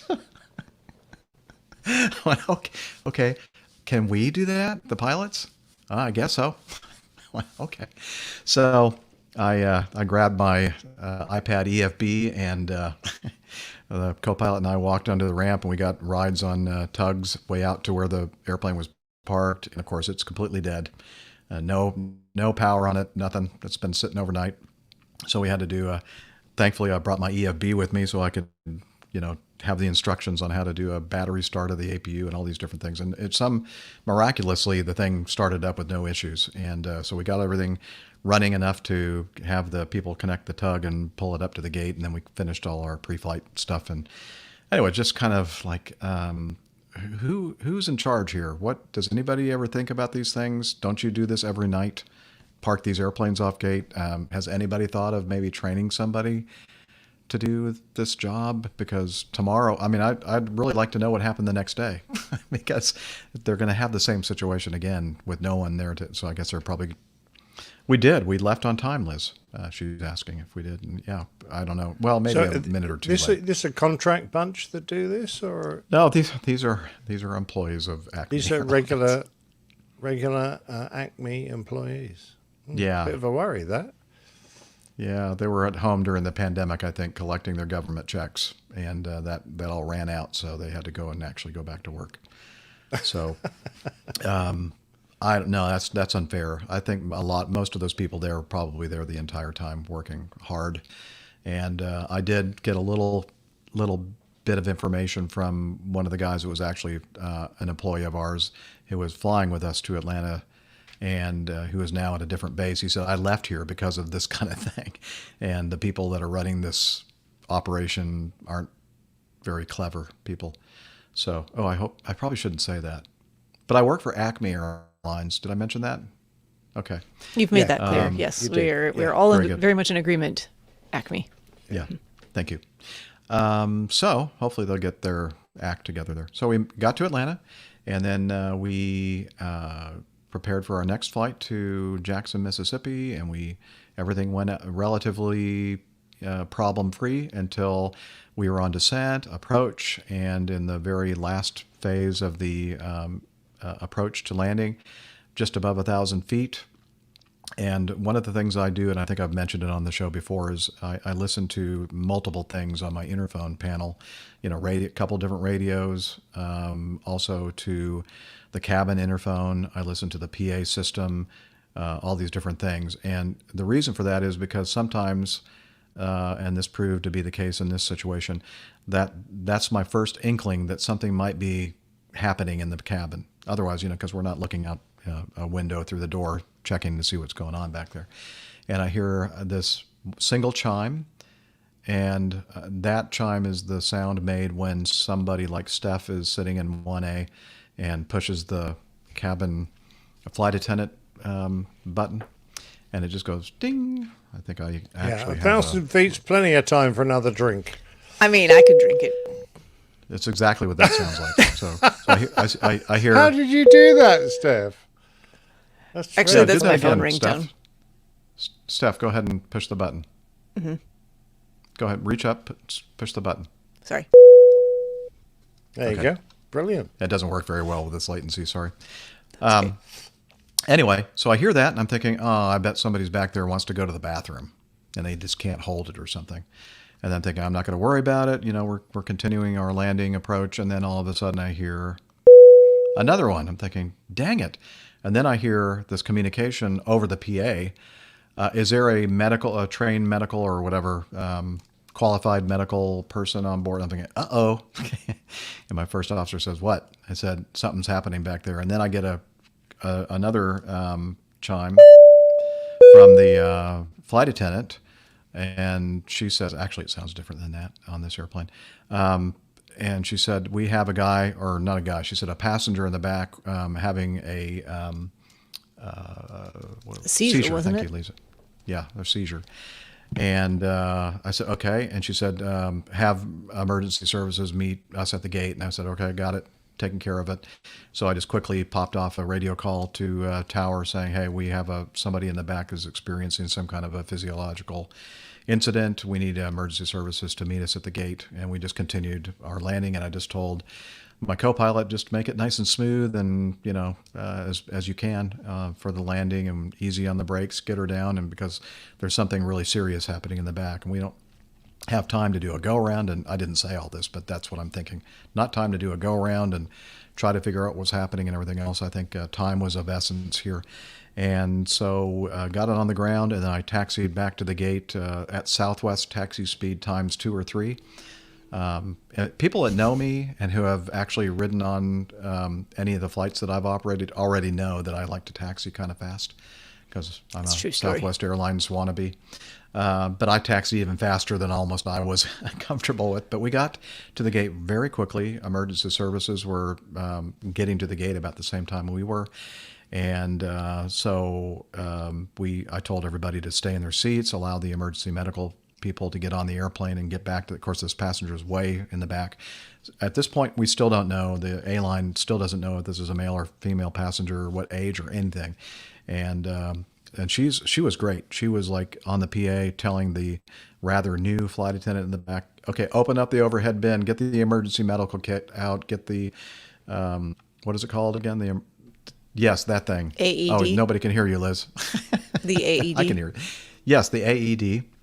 And but a couple of doctors that were sitting in the front had already made it back there and were already working on the patient, had him in the aisle on the floor. One of the doctors, when I was talking with him after the fact, said that was probably what saved his life. Instead of trying to work on him in the seat, they got him on the floor in the aisle, which is not a big aisle on this airplane.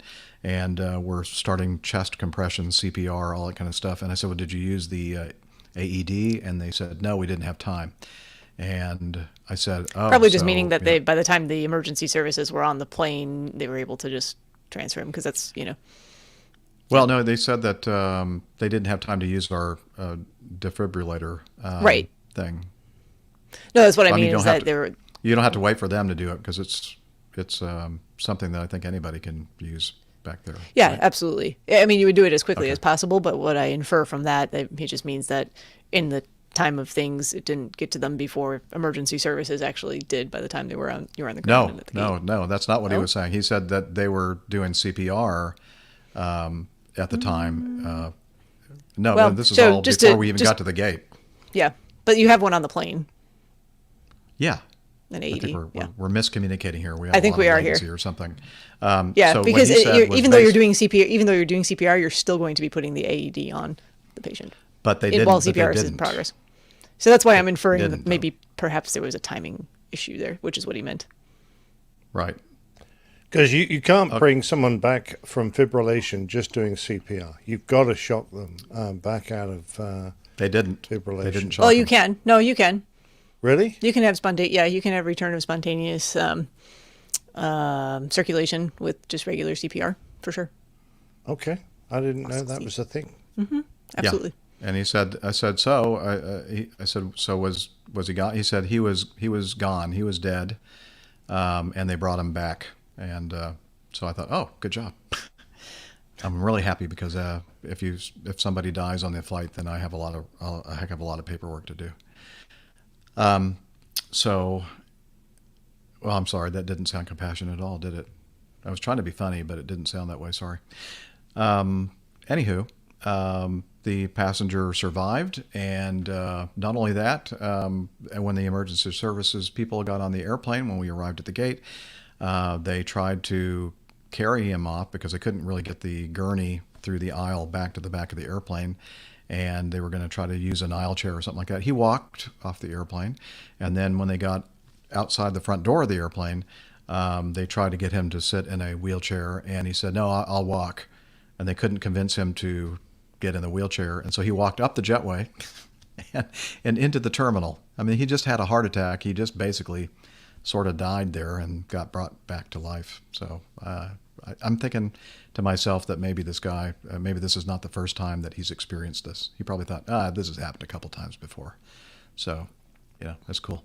I have questions about the whole scenario and the statements that were made about the events that transpired. But at any rate, it sounds like a serious and alarming medical event that occurred. And I'm glad that the individual is doing well. Yeah, I think one of the problems was that the flight attendant in the back didn't get the AED out of the overhead bin. Right. In time. That's what I was trying to say, more or less. Yeah, but okay. So whatever. I mean, I'm not questioning anything that happened or any decision making that happened. It sounds like it all had a very happy outcome and people did what they were trained to do. So there you go. Yeah, and I'm glad that the guys were there and were willing to volunteer their time to save someone's life. So there you go. Anyway, so that was exciting. And there were some more issues with the hotel that we don't have to go into. Not worth it. Takes too much time anyway. Yeah, let's see. Oh, and also during the weekend, I guess a lot of the fans of the show fly on the weekends because normally I don't see so many. There was somebody on the flight getting off in Atlanta, I think after we came in from Louisville, that said, hey, Captain Jeff, enjoy the podcast. And then he gets off the airplane. I was going, what? I think his name was Matt. Didn't have time. I think he had to go and catch a flight or something. And then there was another Matt that posted on Facebook, Matt Peters, and he posted on Facebook that he had just missed meeting me in Atlanta, and I think also just coming in from Louisville on that Saturday morning. So sorry, I missed you, Matt, the other Matt. And then when we were in Louisville on the Friday night, we were waiting for the hotel van and I met another listener of the show. He's a pilot for Republic, and I'm really, really terribly sorry. I've kind of forgotten your name. I think it starts with a C, but I can't remember, so I'm not even going to try to say it because it's probably going to be wrong. So it was a pleasure meeting you, and a lot of things happened later on the trip, and that got pushed out of my brain, so I'm sorry about that. But I did remember to mention you, so shout out to the Republic pilot in Louisville. And then on Sunday, I got home Sunday morning, and then on Sunday late afternoon, I drove down to meet up with Steph and Mike and your friend Steph Karen. My friend Karen. In Atlanta, and they were there to pick up. We're picking up Mike our Carroll's, yes. Yep. We're picking up our bibs for the Peachtree Road Race, which is upcoming this Sunday. It's actually happening Saturday and Sunday. They split the race into 2 days, just mostly because it's one of the biggest races in the country. I think in 2019 when I participated, there were 60,000 runners for this 10K race. So they split it and did half of the field on Saturday, and they're doing half of the field on Sunday. That's neither here nor there, but it's upcoming this weekend. But some odd things this year. They didn't mail bib numbers, which I believe they've done in the past. You had to pick it up in person. And even if you were going to have someone else pick it up for you, they had to have a copy of like your driver's license and your vaccine card. And I was like, well, shoot, it's a 30-minute flight down there. I'll meet up with Mike, and my friend Karen will be there. I'll get some airline miles. What could go wrong? It'll be, just a fun afternoon, evening. We'll get a nice dinner somewhere. And I'm not going to go into all of the details, but let's just say that it was a far more exciting and involved weekend or evening than we anticipated. Some of us got food and some of us did not. Some of you were handcuffed and others weren't. Others were not. Thanks for sharing that. No one was actually arrested, I should say. No, but we kind of all took away from for it. a moment. Just detained for some questioning. But what I think we all took away from it is that none of us really have any desire to hang out in the downtown Atlanta area, especially on a weekend, and especially while big sporting events and other things are going on and there's rowdy folks around. So all's well that ends well. Mike and I finally did get some food at about 10 p.m. at a Waffle House. And I had a very fun 5 a.m. flight back to work the next morning after not getting very much sleep. And I'm sorry we really didn't get to spend that much time together after you drove all the way into Atlanta to see us. Yeah, no problem. That was fun. Yeah. Not really, but Not it really. Was, I had a nice was interesting. conversation with your friend Karen. Yes. Got to learn more about her and all that. She's a pediatrician. It's interesting. Yeah, no, she's a very, very interesting individual and does lots of cool things.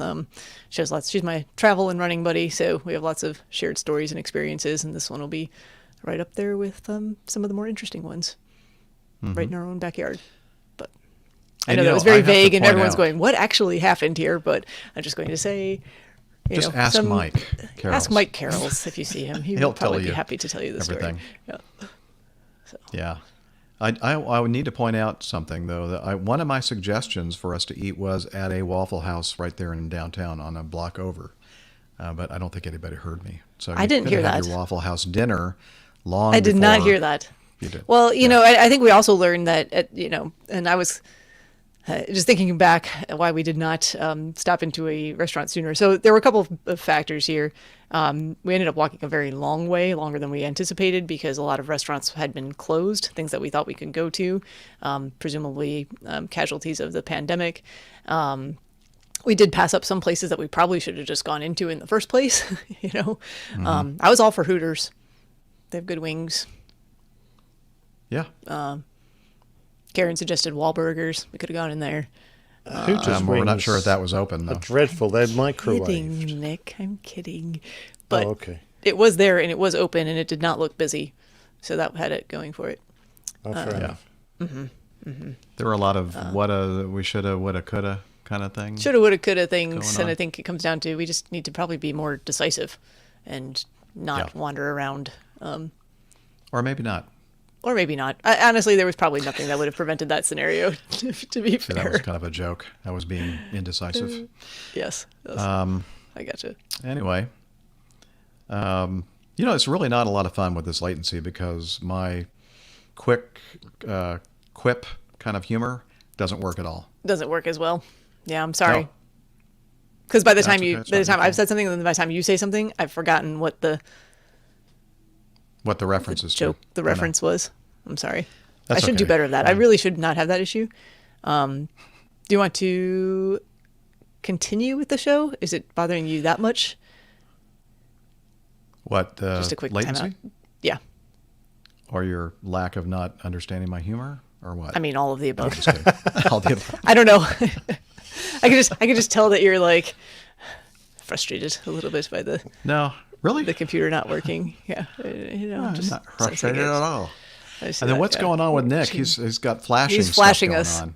He's a streaker. I just tried leaving and rejoining to see if it makes a difference, but I've just got a white flash coming every now and then. It looks like somebody's in there just taking photographs. Taking with pictures. The flashing Just like, yeah, I know.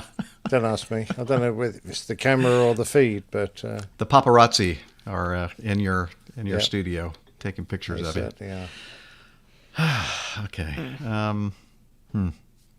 Yeah, I guess that's all we're going to say, right, about that? Yeah, I think so. We'll just leave a little bit of mystery and intrigue, but I think our advice would be be careful where you're walking. Be careful where you're walking. On city streets.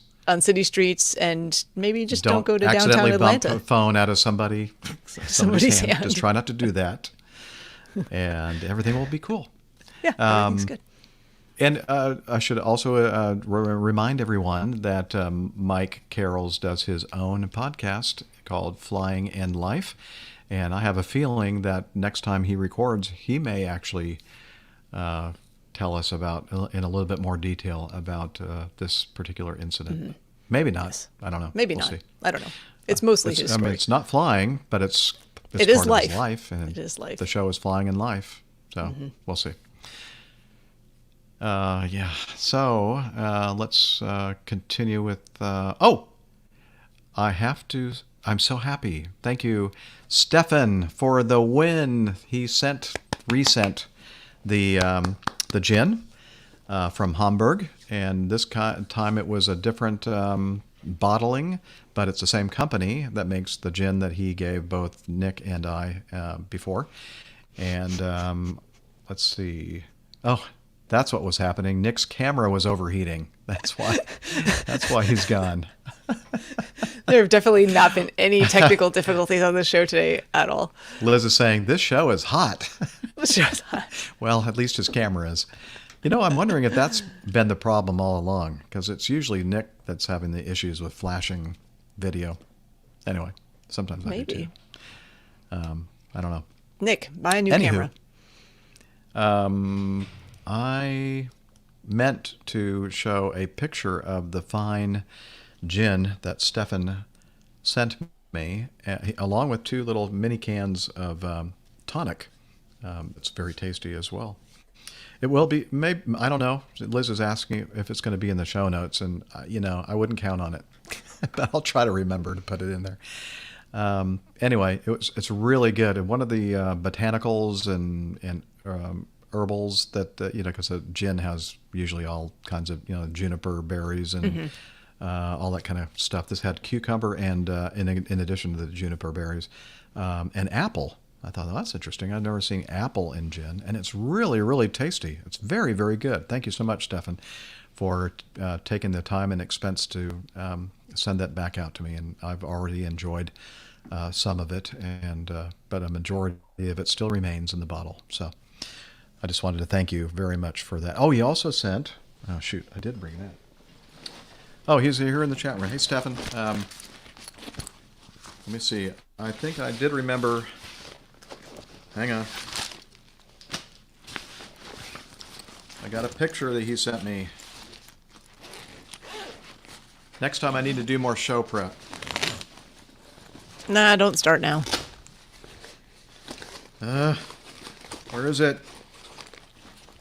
I'm digging through my backpack. Trying to find it. This is great radio. Good thing it's not radio. You'll edit this out in post. Yeah. I'm pretty sure. You can count on it. I'll definitely edit this out in post. I'm taking everything. Found it. This. Let's see if I can get the reflection. It's a glossy photo of a beautiful looking Cessna with an N number. And it says, "Hi, Jeff. As requested, another gin bottle from Hamburg. Same brand, different product. Enjoy. I was looking for some aviation-related postcards, but I found this pic from my dad's old airplane. You're very lucky to be still able to keep flying for work." Yes, I am. And he says, "Enjoy it. Greetings, Stefan." So there's his dad's Cessna. What did I say it was? Well, he didn't say. It looks like a 172, doesn't it? 182, I think. 182. Okay. I can't quite tell on your Oh yeah, picture's a little blurry is for it me. a 3-bladed? Is it? Yeah. TT. Okay.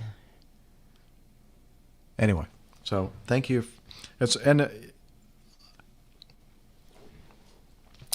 Stefan has some good advice. It's good to drink prior to flight. Hands are less shaky then. Oh, okay, thanks. That's good advice. And then in just a few weeks, I'll be podcasting from the prison. It's fine. Yeah, with Mike. Yeah. I think there's already a podcast from a prison. You won't be the first. Oh, is there? Okay. Yeah. I'm hearing sounds from somewhere. I don't see where that's coming from. Yeah, I'm just giving the camera a rest so it'll cool down. Okay. Well, it's good to know you're still there and contributing to Yeah. the show via audio. And it is an audio podcast, really. So, all right. So that's it. Sorry that took so long, but it's been interesting. And yeah, what a week. So I flew that 3 or 4 day trip last week, and then the trip over the weekend, and then the trip that I'm on now, and I'm on day 2 of a 4 day trip. I'm in Augusta, Georgia. Tomorrow I'll be in Myrtle Beach, and then Friday I'll be home midday. So there you go. You're all caught up. Oh, and the other thing I wanted to mention is that I think I mentioned it on the last show that we were talking about the private Patreon feed, patron only for feed, and then I was going to try to start doing some video crew logs, and I did 2 of them, and they were both over the weekend. The first one was when I was in Louisville, and I was showing off the hot tub in my room, jacuzzi bath, kind of weird, but it was fun. And the incident in Jackson on Saturday. So I've already put out 2 video crew logs, and it looks like Patreon does not automatically include the audio and put that into the audio feed. So you have to be a patron on Patreon to actually view those. So make the jump if you want to see some of that stuff. All right, that is it for getting to know us. And I guess now it would be appropriate for me to play this sound clip, if I can get to it. Yes, I can.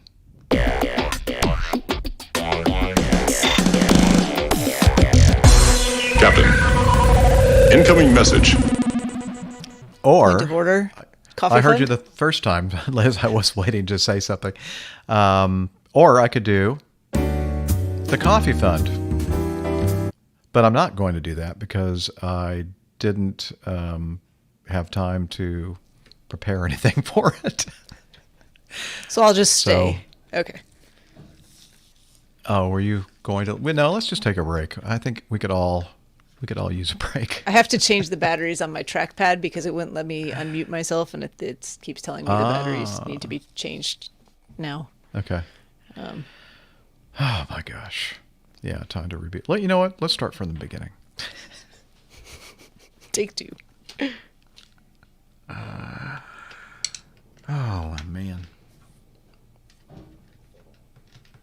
All right. Well, you know what? I'll be right back then, I suppose. Okay. Have a And while beer, you're Jeff. doing that, maybe I can quickly get the people's names for the various coffee fund places and knock that out. So, for those of you watching the live video, again, apologies for this mess. But we're doing our best. It's just not working out. In difficult circumstances. Yes. We go here to the Coffee Fund Classic on PayPal. Oh, no, you're kidding me. No, I'm not doing that. My password manager is giving me fits. Not managing things very well. Did your call go well, Liz? Okay. Very good. And Hi, Gustav. And good night, how's Gerald. everybody doing there?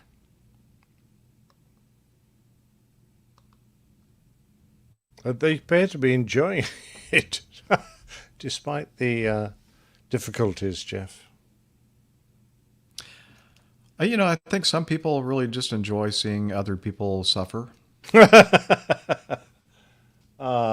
mustn't say that. Although I'm it just is kidding. true.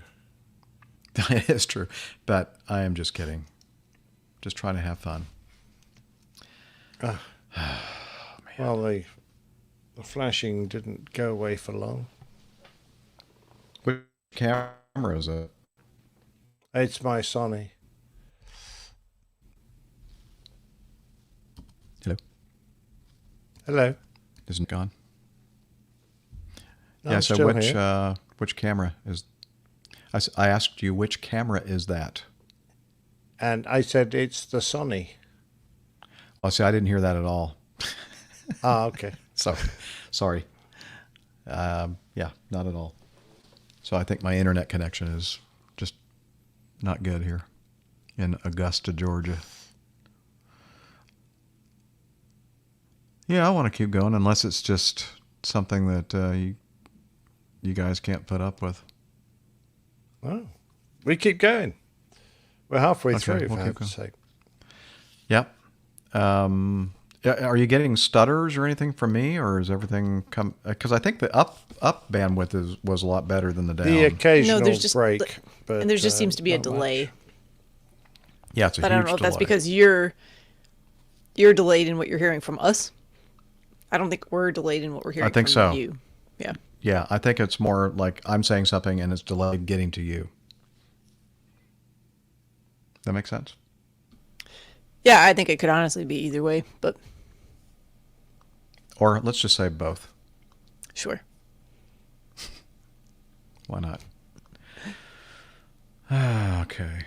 Do you remember who the last person was last week, Liz, on the coffee? It was David Lieb, I think, maybe.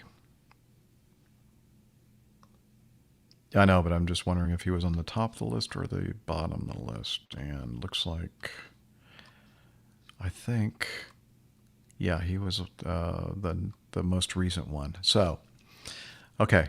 Oh, wow. I just noticed something here. Thank you. Is Major Rick with us in the chat room? I have not seen him. He made a very, very generous donation to the Coffee Fun Classic. Thank you, Rick. Thank you, Rick. Much appreciated. Okay, so I have that, and then let me get the... I think we do have at least one new patron at Patreon.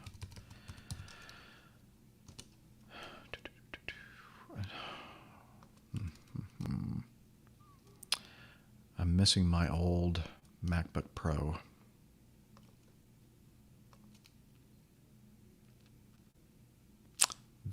Verify this device. No, I don't want to verify this device.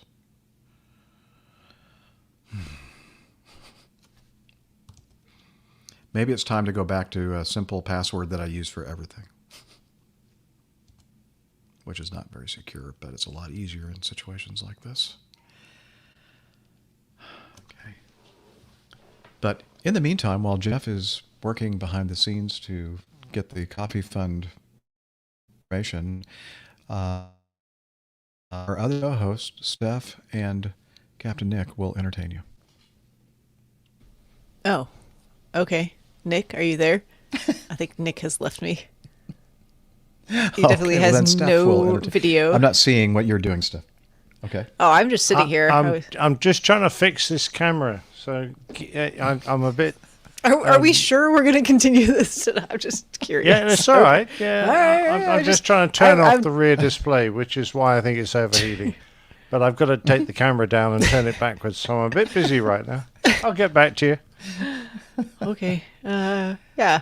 So my tech problems seem very few and far between compared to what's going on with my co-hosts here. My Evernote did not want to load when we first started, but it's up and running now. Doesn't seem to be an issue. I did not have to restart anything else on my computer today. Nothing wanted to update aside from Evernote was already in the process of doing so. And my batteries died on my trackpad mouse, but I've replaced them and it seems to be working fine. So now you're all caught up to date on the status of my tech life here in the studio. Pretty uneventful. So we'll go with the old standby question. What's everyone drinking this evening? Tell me about a new IPA or some new fancy beverage that you love. And I'll wait for responses. Because I finished my last beer in my house, so when the show ends, I will go out to the store and purchase more. But oh, there might be like a little swig left in here. Jeff is still laughing. What are you laughing about? I'm just having fun listening to you. Listening to me just blah, blah, blah, blah, blah. Vamp. It's kind of, it's fun. Hobgoblin. Okay. Hobgoblin's good. Had that. No one else is drinking special brew. Is that like special brownies brew? Suspect. Special. A special brew. That you actually don't drink it, you smoke it. Okay. That's right. That's right. I think I'm ready actually now. Okay, good. Yeah. Yeah, start the timer again, Liz. It's not going to be anywhere near accurate, but, well, I don't know. Liz is pretty good at this usually. She Liz pretty is much nails it. Cheap Okay, here we go. Chardonnay. Oh, sorry. Okay, go ahead. Oh, yeah, you can't get enough of that. Revolution Brewing Sour Pack. That sounds good. Ooh, I like Revolution Brewing. Never tried like their sours. sour pack. I have not. What is either, it? Is but it that their sounds good. Hero IPA that Revolution Hero does? IPA? Mm-hmm. It's good. All right. You ready for the coffee fun? Go Okay. for Yes, coffee ma'am. fun. Liz is snapping the whip. Or cracking the whip.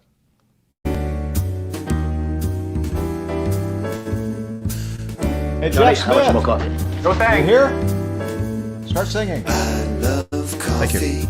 I love tea. I love the APG community. Coffee and tea and the Java and me. A cup, a cup, a cup, a cup, a cup. Oh, yeah. That's Jeff Smith. He's the jingle master, king of jingles for the best podcasts in the world, including ours. I don't know how we got in that list, but we're there. So, the Coffee Fund, the reason that the Java Jive is being sung and played, and it's your way to support the show financially. And a couple different ways to do that. First is the Coffee Fund Classic. And since the last episode, we've had, let's see, 1, 2, 3, 4 people use that to support us. And we have Rick Bell coming in first place with a very generous donation. Thank you, Rick. That's General Bell, I believe. Richard Adams, and thank you. Carl Lake, thank you. All just one-off payments into the Coffee Fund Classic, or not payments, but donations, contributions, and recurring contribution from Vigner in Finland, we think. And so that's one way to do it. The other is to become a patron of the show via patreon.com. And since the last show, we have 2 new patrons. They are Robert Herrider and Ken Weinstock. So thank you to the both of you for becoming patrons. Thanks for everyone using the Coffee Fund Classic method, and thank you for being contributors to our show. We do appreciate it. And if you want more information about how you can join this great group of folks, head over to airlinepilotguy.com/coffee. You'll be glad you did. And now if my mouse would... There we go.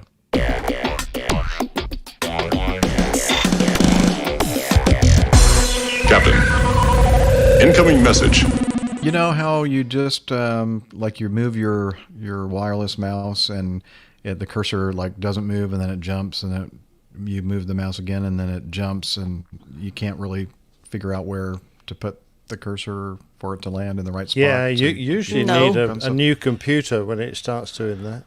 Yeah, I know. Well, the problem is Or I a new don't have mouse. a new computer. Apparently I'm just all the different things that are running here. I thought that this computer would like no problem handle no it, problem but I handle don't know, it. or maybe it's just a Bluetooth issue. I don't know what the what's going down here, but it's just not working very well, and that's why it's very sporadic. So I apologize for. It sounds like I'm just being super spacey, which might also be part of it as well. Okay, and I really am interested in how this is going to work. First feedback is from Jeffrey, and he the title of his feedback is Aerotow via hot air balloon. He sent us in a YouTube link, and he says, I hope you're well. This is the scariest glider launch I've ever seen. There are obviously no outs if you have a low altitude rope break. I fly gliders and belong to a very safety conscious gliding club. I'll be sending this video to my fellow club members. I assume they'll be cringing as much as I did while watching this craziness. And again, that is from Jeffrey. And so now I'm going to make probably an ill-fated attempt to... Please help me. Get over to the screen that has StreamYard on it. There we go. And we're going to share the video file. And it is right here. All right. Boom. Here we go. Probably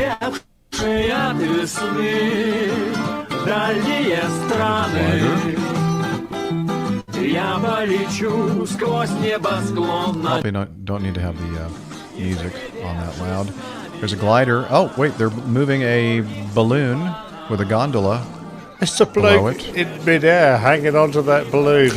I think that's the recommended way to launch a balloon as well. What, to hang onto the bottom of it?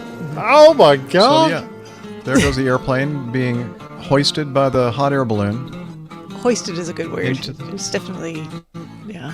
Spinning now, and they haven't got the connection on the center of gravity, so the thing's bucking like a bronco. Okay, it's released. I think it was like being held on by like plummeting. a belt of some sort. Like I don't think it was a belt. Wow. It's doing some aerobatics, some loops and such. Actually, that's pretty cool, actually. Nice.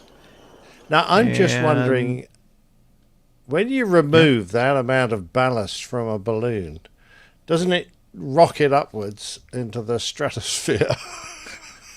Because I mean, that glider cannot have been a lightweight. And when you suddenly remove it, when it released, the balloon would have just gone up like a, I don't know. Like a balloon. Like a like a balloon. You know, when you blow one up and let go of it.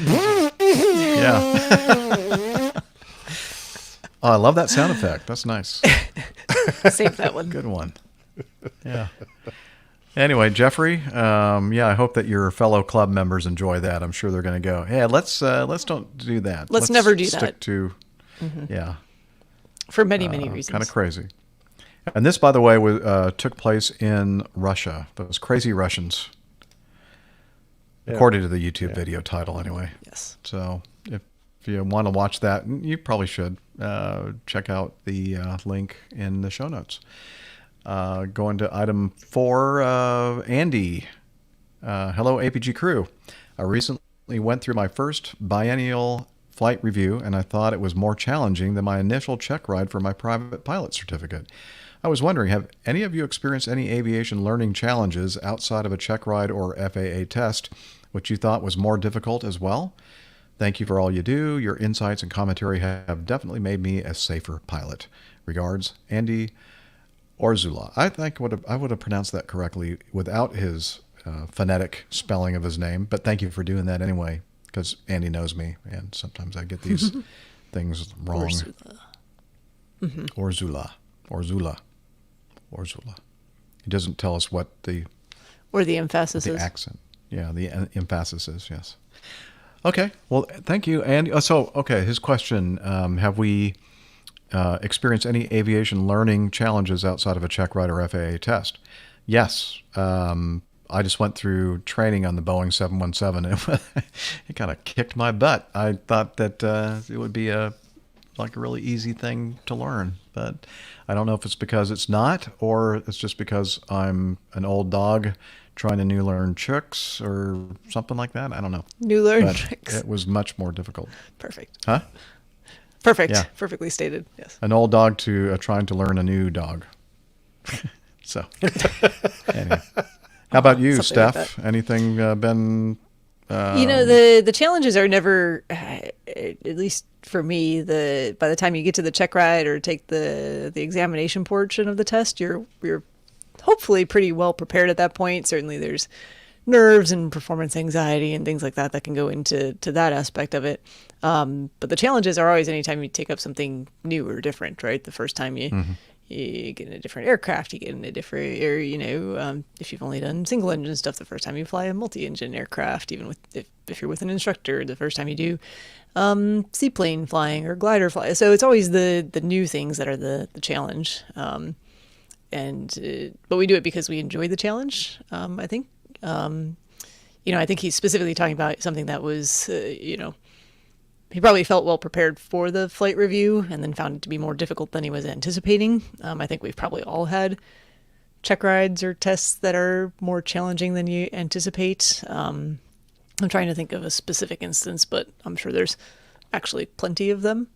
But yeah, I think that's something that you have to be kind of on the lookout for a little bit if you're going to be doing something new or different. Just be aware that it might be something that is more outside of your comfort zone than you anticipate.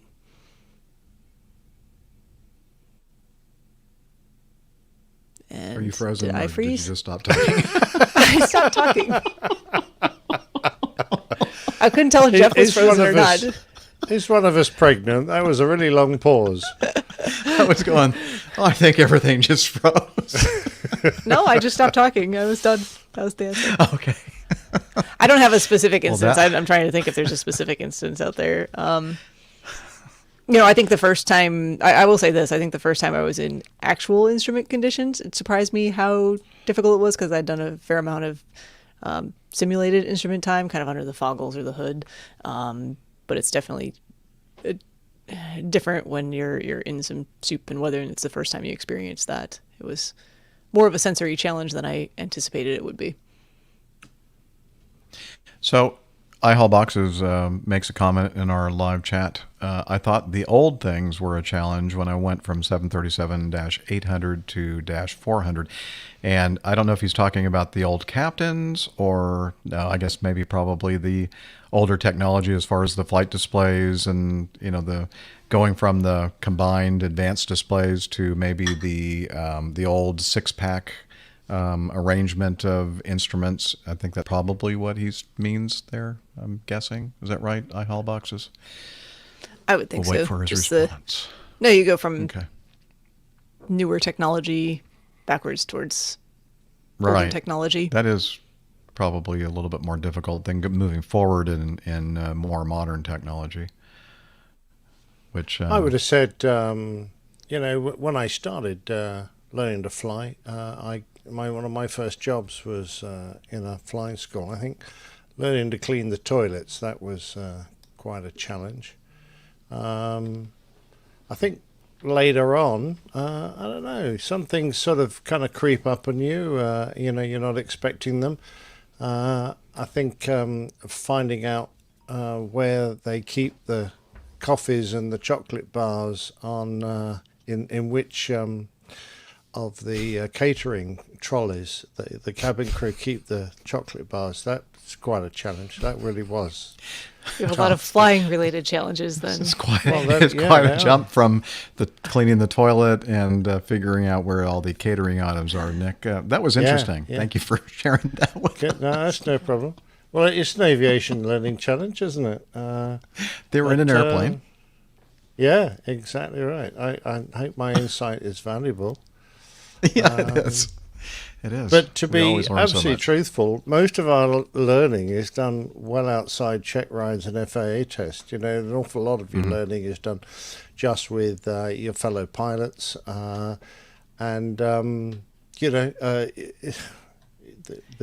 tests and the checks should, in theory, if you've been well trained, be actually, I won't say run of the mill. They're never that. But you should all have been overtrained for them. And if you find them a real challenge, then I would have a word with your flying instructor and say, I don't think you're challenging me enough prior to these tests, because if I'm finding the tests really hard, then we should be working even harder in my preparation flights, in my training. And you should be being harder on me so that when I face one of these tests, actually it's easier than one of our learning sessions. I'm in the actually aircraft. a little glad to hear that a biennial flight review was a little more on the challenging side.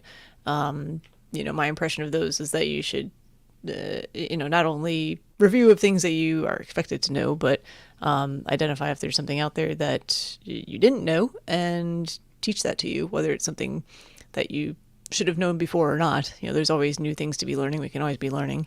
So if you walked away and you learned new skills from the flight review, I think that's a positive thing, even if you felt like it was a challenge in that moment. Yeah. Good observations and advice for Andy and anyone else who might be listening. Thank you, guys. All right. Well, let's continue on with CJ. He said, back on the line. Captain Jeff, Captain Nick, Captain Rick, Dr. Steph, Producer Liz. Just thought I'd slide in an update. The last you heard from me was in July of last year when I'd flown the next to last flight of the MD-90 at Acme. I went unassigned the following month and was looking at furlough in October 2020. Luckily, Acme pilots signed a couple of letters of agreement with Acme and a few big bailouts rolled in, keeping me on payroll if severely underemployed. I saw a bit of light at the end of the tunnel in December when I was awarded the A220 in New York City. But as it turned out, I neither trained on the aircraft nor reported for duty at that location. I was later awarded the A320 in the February bid and finally reported for training in late April. At first, I was based in Detroit, but before training completion, I was awarded Salt Lake City. A long way to say that I'm now back on the line flying the A319, 320, 321 out of Salt Lake, all at separate times, not all at the same time. So if you have any questions about the bus that exceeds Captain Nick's expertise, or Captain Al can't put aside his chicken nuggets long enough to provide another of his supremely professional feedbacks, it's going to be a tough one there. I just might be able to provide you an answer that barely claws its way above the 50% accuracy mark. Well, we appreciate that. Thank you again for all of you and the APG community for keeping me mostly sane during my 340 days out of the flight deck. Not that I was counting or anything. Talons, Douglas. Regards, former C-130 CJ, then CRJ and the Mad Dog CJ, and now Sully's Ark CJ. All right. Great to hear that you're back gainfully employed and actually, doing something for that money that the rest of us kicked in, had to give up a couple of beers.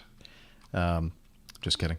Glad that you're back, CJ, and that we took care of you. And look forward to hearing about what you think of that fancy pants airplane that you are now flying out of Salt Lake City. Mm-hmm. Well, an airplane's an airplane. I'm sure he's just happy to be back in the air. Yeah, Yep. Absolutely. Alrighty. By the way, I was those pictures that Liz was just putting up, of course, were from the CJ interview I did with him while he was still serving, flying those Special Forces C-130s. A great talk. Pretty sure it was one of my early plane tales. So it was lovely to meet CJ. Yeah, and fine chap. Very nice to hear he's getting on well now. Hopefully I'll have Liz send me, or maybe you can, Nick, and we can put those in that particular piece of feedback, that note there, and then I'll just make a link to CJ's feedback note, and then people can take a look at those photos of him back when he was flying in the U.S. Air Force. Yeah. Okay. Do we still, Liz, have time for us to continue a little bit more with the feedback before we do the plane tale? All right, thank you. Very good. Okay, number 7, this is feedback from Larry. Larry the geezer, I believe, in Tulsa, Oklahoma, I'm guessing. And he said that, he had a new logo suggestion for Acme. And I think, what was the name of this show? Name of this airline, Kalula or something like that? That's right. Yeah, they did a Africa? bunch of very amusing schemes, paint schemes, didn't they? One was do I like dare a blueprint. save this? Yes, of all the where- schematics of the airplane, Yeah. and like, Yeah, it was but some like silly the- stuff put in there, like first officer seats. So they, like had all the. Yeah. Yeah, it was like a schematic of the whole fuselage all the way along. It was very well thought out, I thought. Pardon me, Liz? No, I didn't do an overlay for this one either. I was just going to screen share this because it would be nice and easy, and it's not, because now I have to go into preferences to oh good, and my keyboard is gone out of control again. Point of order here, real quick. While you're working on that, Liz says Help that the me. plain tale with CJ was played in APG 243. Ah, well done. In case Thanks. you want to go back and listen. Jeff, we can't help you from here. man. I'm so sorry. I know you can't. I'm not even typing anything, and I'm looking at the password field, and it's going da da da da da da da da, and I'm not touching anything. My keyboard is like It's possessed. Talking it's to possessed or itself. something. You're sure it's a new computer? Someone didn't previously own it, and like the ghost of that person. It looks is pretty new. It smells inhabiting. new.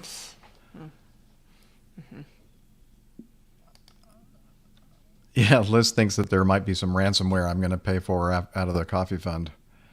Okay. Oh, okay, that worked. Good. Okay, Google Chrome. And what? Will not be able to record the contents of your screen until I quit. Okay, yeah, no, we're not doing that. Shoot. So anyway, if you're listening to the audio podcast too, this particular paint, this livery on this, what was it, Kalula Airlines? I forget. I think it's Kalula, if I remember. I can't quite read it on the tail of this picture. So say you want to ship something and you've put, some objects in a box that need to remain in a certain orientation. So on the side of the box, you would say this way up and a couple arrows pointing up. Well, they've done that on the side of the fuselage. So there's no confusion as to which side of the aircraft should be pointing towards the sky or oriented Very good. You know towards what? the sky. What just dawned on me is any one of the rest of you could do what I was trying to do. You can share your screen and Sure. show that photo. Hold on. I got it. In fact, I should get Liz to do that. She said, "Oh, leave me alone." Hold on. Can I make it bigger? That's what she said. Yeah, like double click on the picture, see if that does anything. Hold on. Ah. No, like that little Hold thing on. that's above the picture. Yeah, I know. No, Hold on. that I got wasn't it. I got it. I can fix it. I'm not used to doing this. There we go. Yay! Oh, perfect. Look at that. Yes. Okay, now I expect that from this point forward, so I don't have to mess with it. Okay. Has everyone seen enough of this paint job? Yeah, this way up looks cool. I'll have it in the show notes. Thank you, Steph. I owe you. You're welcome. Okay. So thank you, Larry, for sending that. We have talked about, we talked about this airline and their different paint schemes, but the one that was really cute was the one that one of you were just talking about, the fact that it's like has arrows pointing to this is where the captain sits and this is where the first officer sits and all kinds of funny things on the airplane, like a blueprint kind of thing. Anyway, excuse me. All right. Logan writes, "Hi, APG family. Oh, I missed somebody. Number 6. Oh, sorry about that. Let's go back to 6. Greg, our big ass fan. He says, making waves as usual. Look. Oh, look at that. Yay! Nick is wearing one of the shirts. Yes. What some of the product placement, Liz is yelling.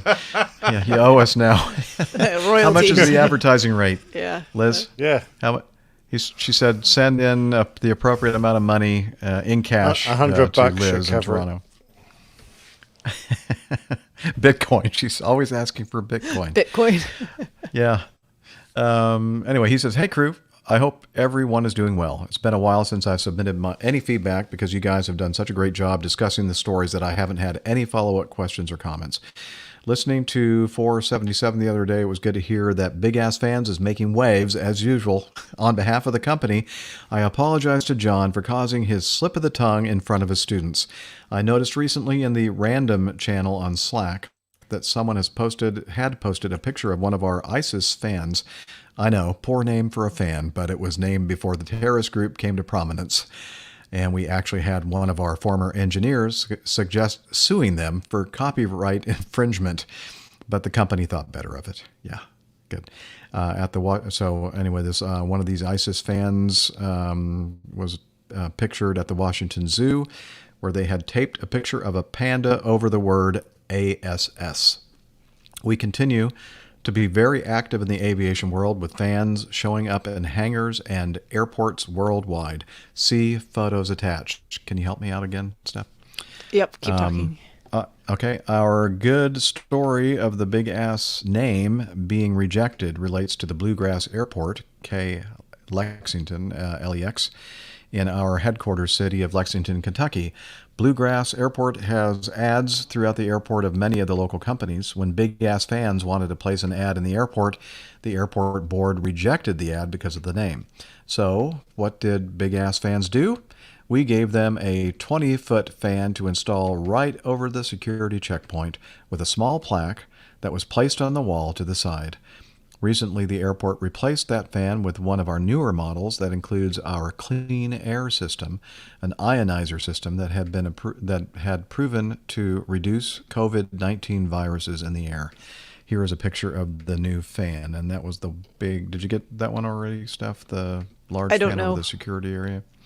You don't know. I don't know. Is there a way for you just like to click through those? I think that was the first one I showed. It was the first one I showed. Okay. You reckon? No, to make it large. I don't know. This is the way it works the best for me. I'll show you There's a probably trick a on better how way. to do that.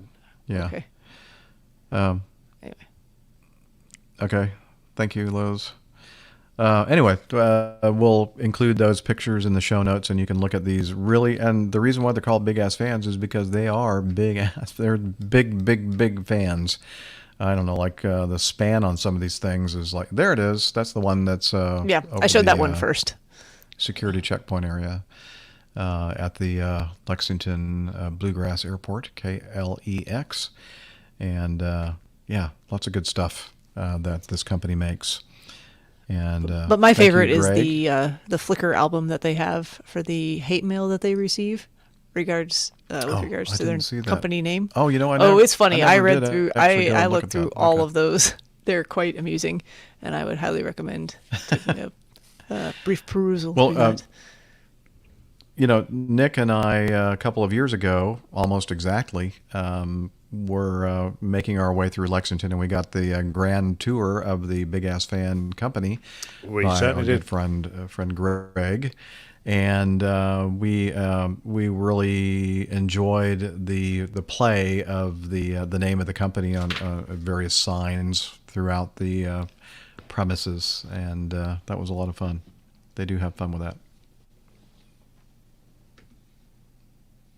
Oh, Nick Pardon me? disappeared again. I guess Nick was offended by that. Sorry, Nick.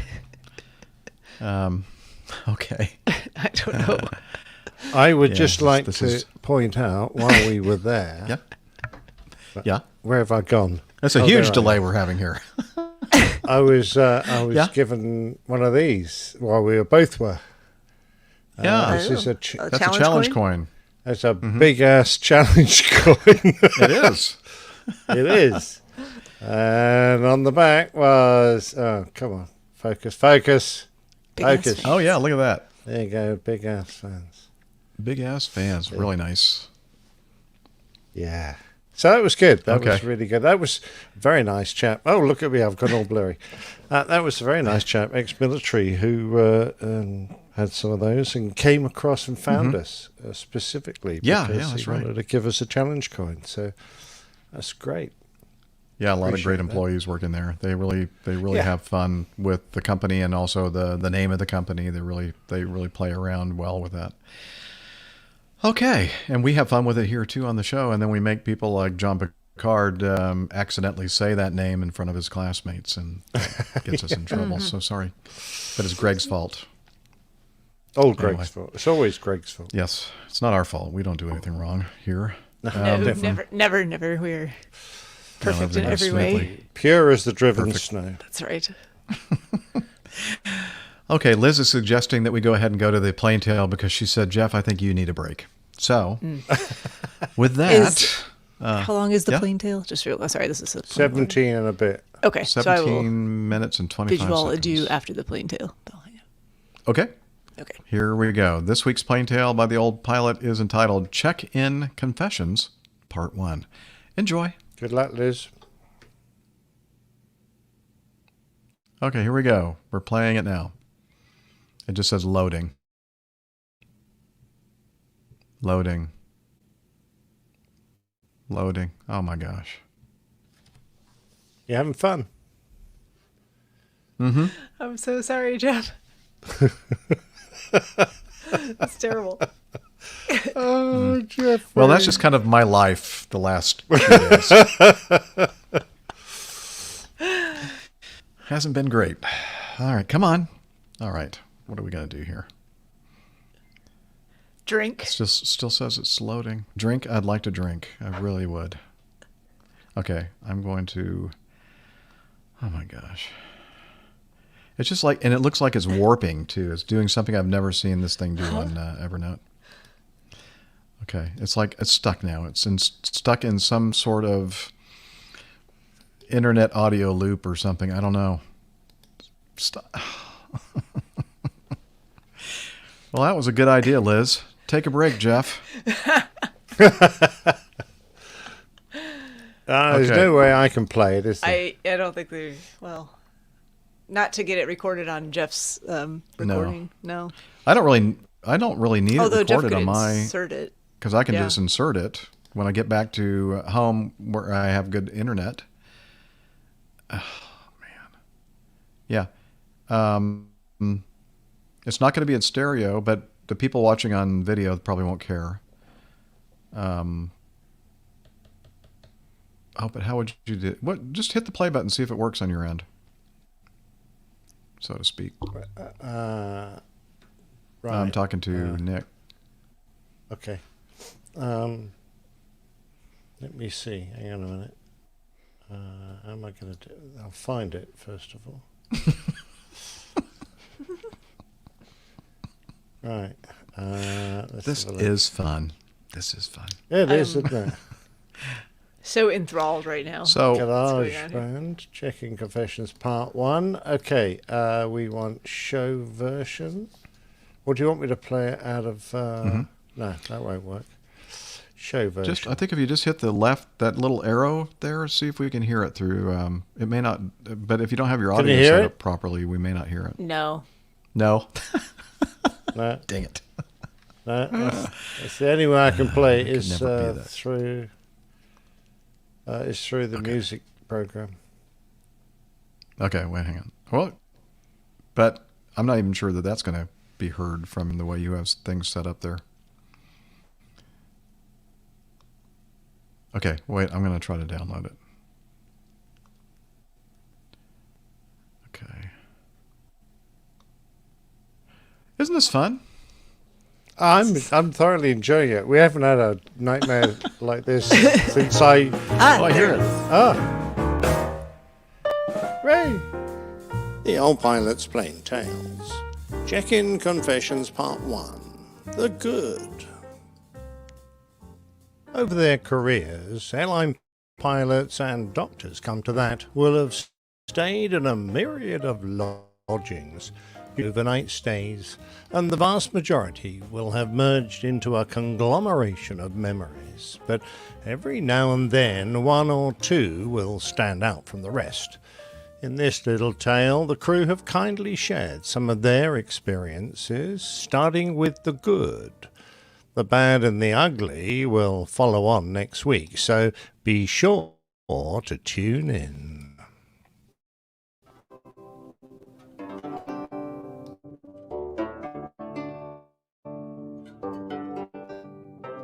I took it upon myself to dive in, so to speak. Despite the awful dive over the years, Hong Kong did for several upmarket leather spots. One was the 5-star Langham Place Hotel, the address of which was 555 Shanghai Street. Now named for this, Hong Kong, this delightfully posh hotel had 4 or 5 stylish restaurants and bars to choose from that ran from an alfresco terrace with twinkling lights, iPad menus and big sofas, place with its high ceilings, waterfalls and tropical plants.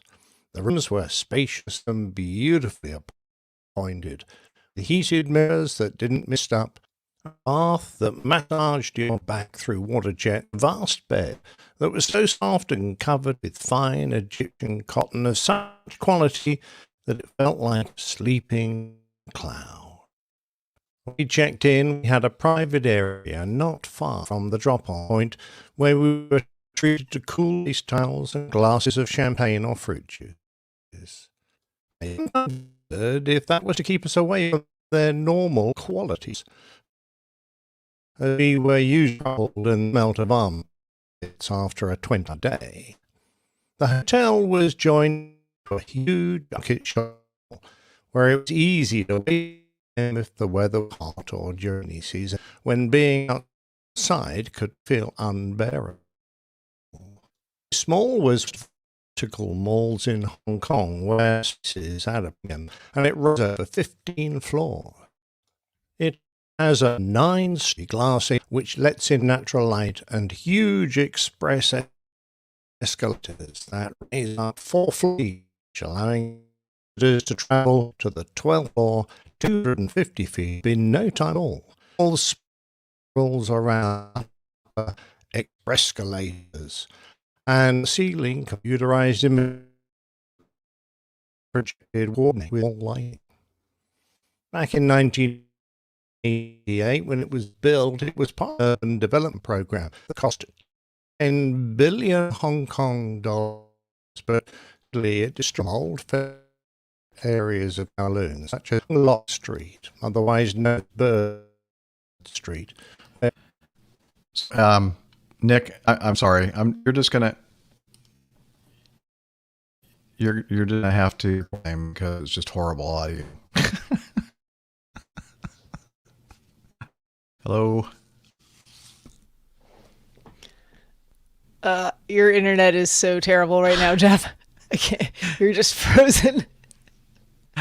No, I and my computer and my keyboard not working. Only one word mouse working, and I can over here. I'm hearing audio sound. It's so bad. It's so bad. I'm so and sorry. You can't understand. I can't understand. Well, I can piece together what you're saying, but it's not easy listening. My keyboard, if this would work, I could type something, but I can't work. I'm sorry, it's not actually that funny, but it's funny. I'm confused about what's going on in there. Is Jeff okay?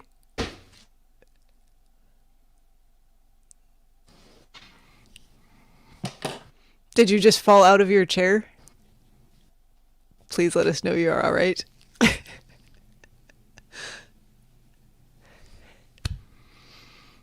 Dear God, please help me.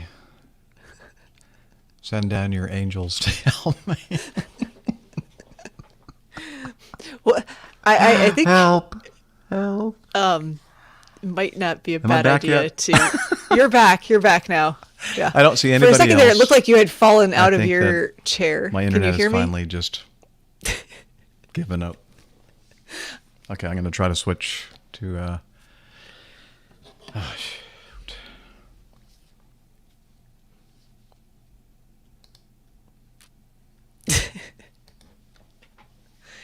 Sorry, everyone. Jeff, can you hear me at all?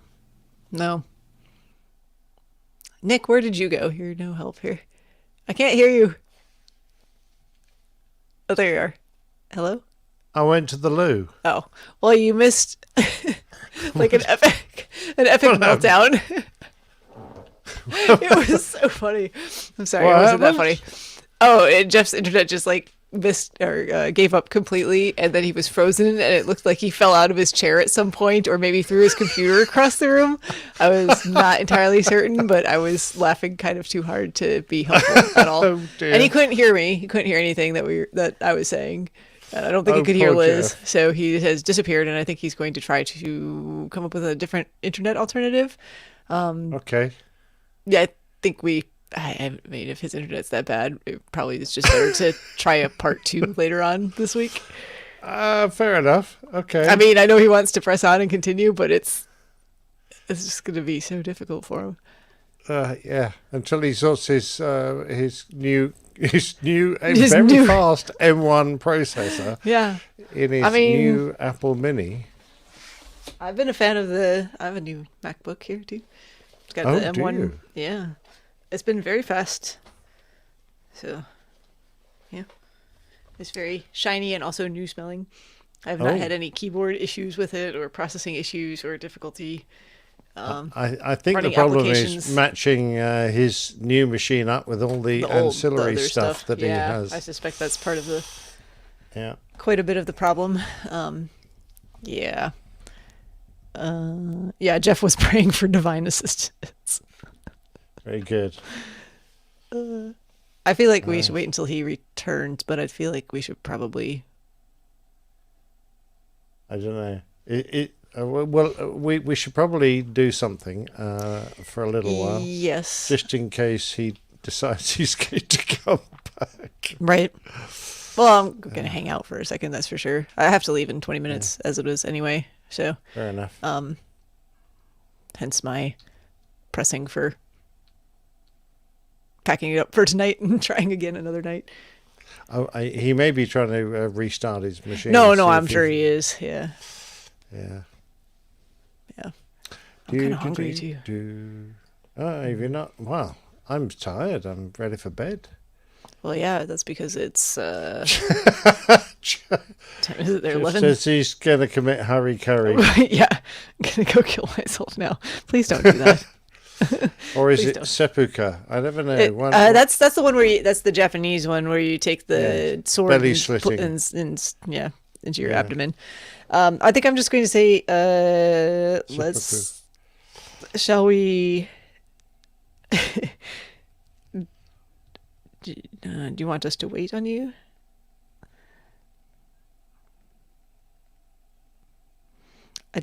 I'm concerned about the amount of time that has elapsed here since he disappeared, and Yes. Okay. My man Mike is going to hang out with us. okay, yeah, pan. This is probably Anyway, more like a I've Mayday. still got nearly a full bottle of beer to drink. I can't get Oh. to bed quite yet. Well, okay. He says, yeah. Wait a bit longer. All right. Well, what are you drinking? Since I've already asked the chat room what they were Proper drinking. job. Proper job. I previously had an interesting concoction called a Ranger Pale Ale, which I believe is probably named after a No, the Ranger. It's that's an American beer, or no? Gypsy Hill. No. Okay, Brewing a Better Life. Oh, that's very clever of them, Gypsy Hill Brewery. To me, it sounds like a football team. I was thinking of Voodoo Ranger, which is New Belgium. All right. That's a whole line of Below IPAs. 5 degrees. It's a pale ale, 4.2. Very nice. Mm-hmm. A can thereof. My Father's Day present from one of my sons. Well, one of my Father's Day presents. Oh dear, I've got wet fingers now because there's a bit left in the bottom of the can. Damn it. Oh my God, Micah is singing a song. Do you know this song, Nick? Can you actually sing it? What song? He's putting the lyrics of a song in the chat room, and it's something that sounds the like you might sexual have. life of the camel is stranger than anyone thinks. At the height of the mating season, He tries to do something to the Sphinx. That the Sphinx's posterior orifice is blocked by the sands of the Nile, which accounts for the hump on the camel and the Sphinx's inscrutable smile. Somehow I knew you would know that song. And Liz and I are both, Liz is in the background there, clapping as well. Yes. See what you've started, Micah? See Yeah, what I you've know. started. I have got a myriad of those, sadly. I know you do. I've heard several of them before. Most of them can't be repeated in public, sadly. Well, does this count as public? How How public is the chat room? Pretty public. Pretty public, yeah. Anyway, I know for a fact that Jeff will probably need my recording and he'll use it against me. He normally does. Yes. He derives great pleasure from Yes. things that we say and taking taking them out of little context. excerpts. Yep. Yes. I mean, I can't blame him. I would do the exact same thing. Well, yes. The only thing is we can't actually play them on the show. I know. How do we fix that? Can we put those like into the banners or the brand somewhere and get it to play audio against his will? Oh, hello. He's back.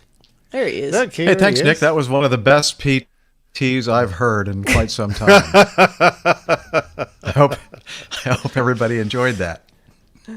Yeah, thank you. You're welcome. I picked too high a note to start on. I should have started a little lower, I think, because I think it sounds better coming with a deep bass voice. Oh, no, I think he missed the song altogether. Was that? Or did you hear the song? Oh, really? No, you No, probably, I have no didn't idea. hear me singing my I've song. been cut off the air for the last 10 minutes. I assumed I think- you just and I- I thought you were just sulking. No.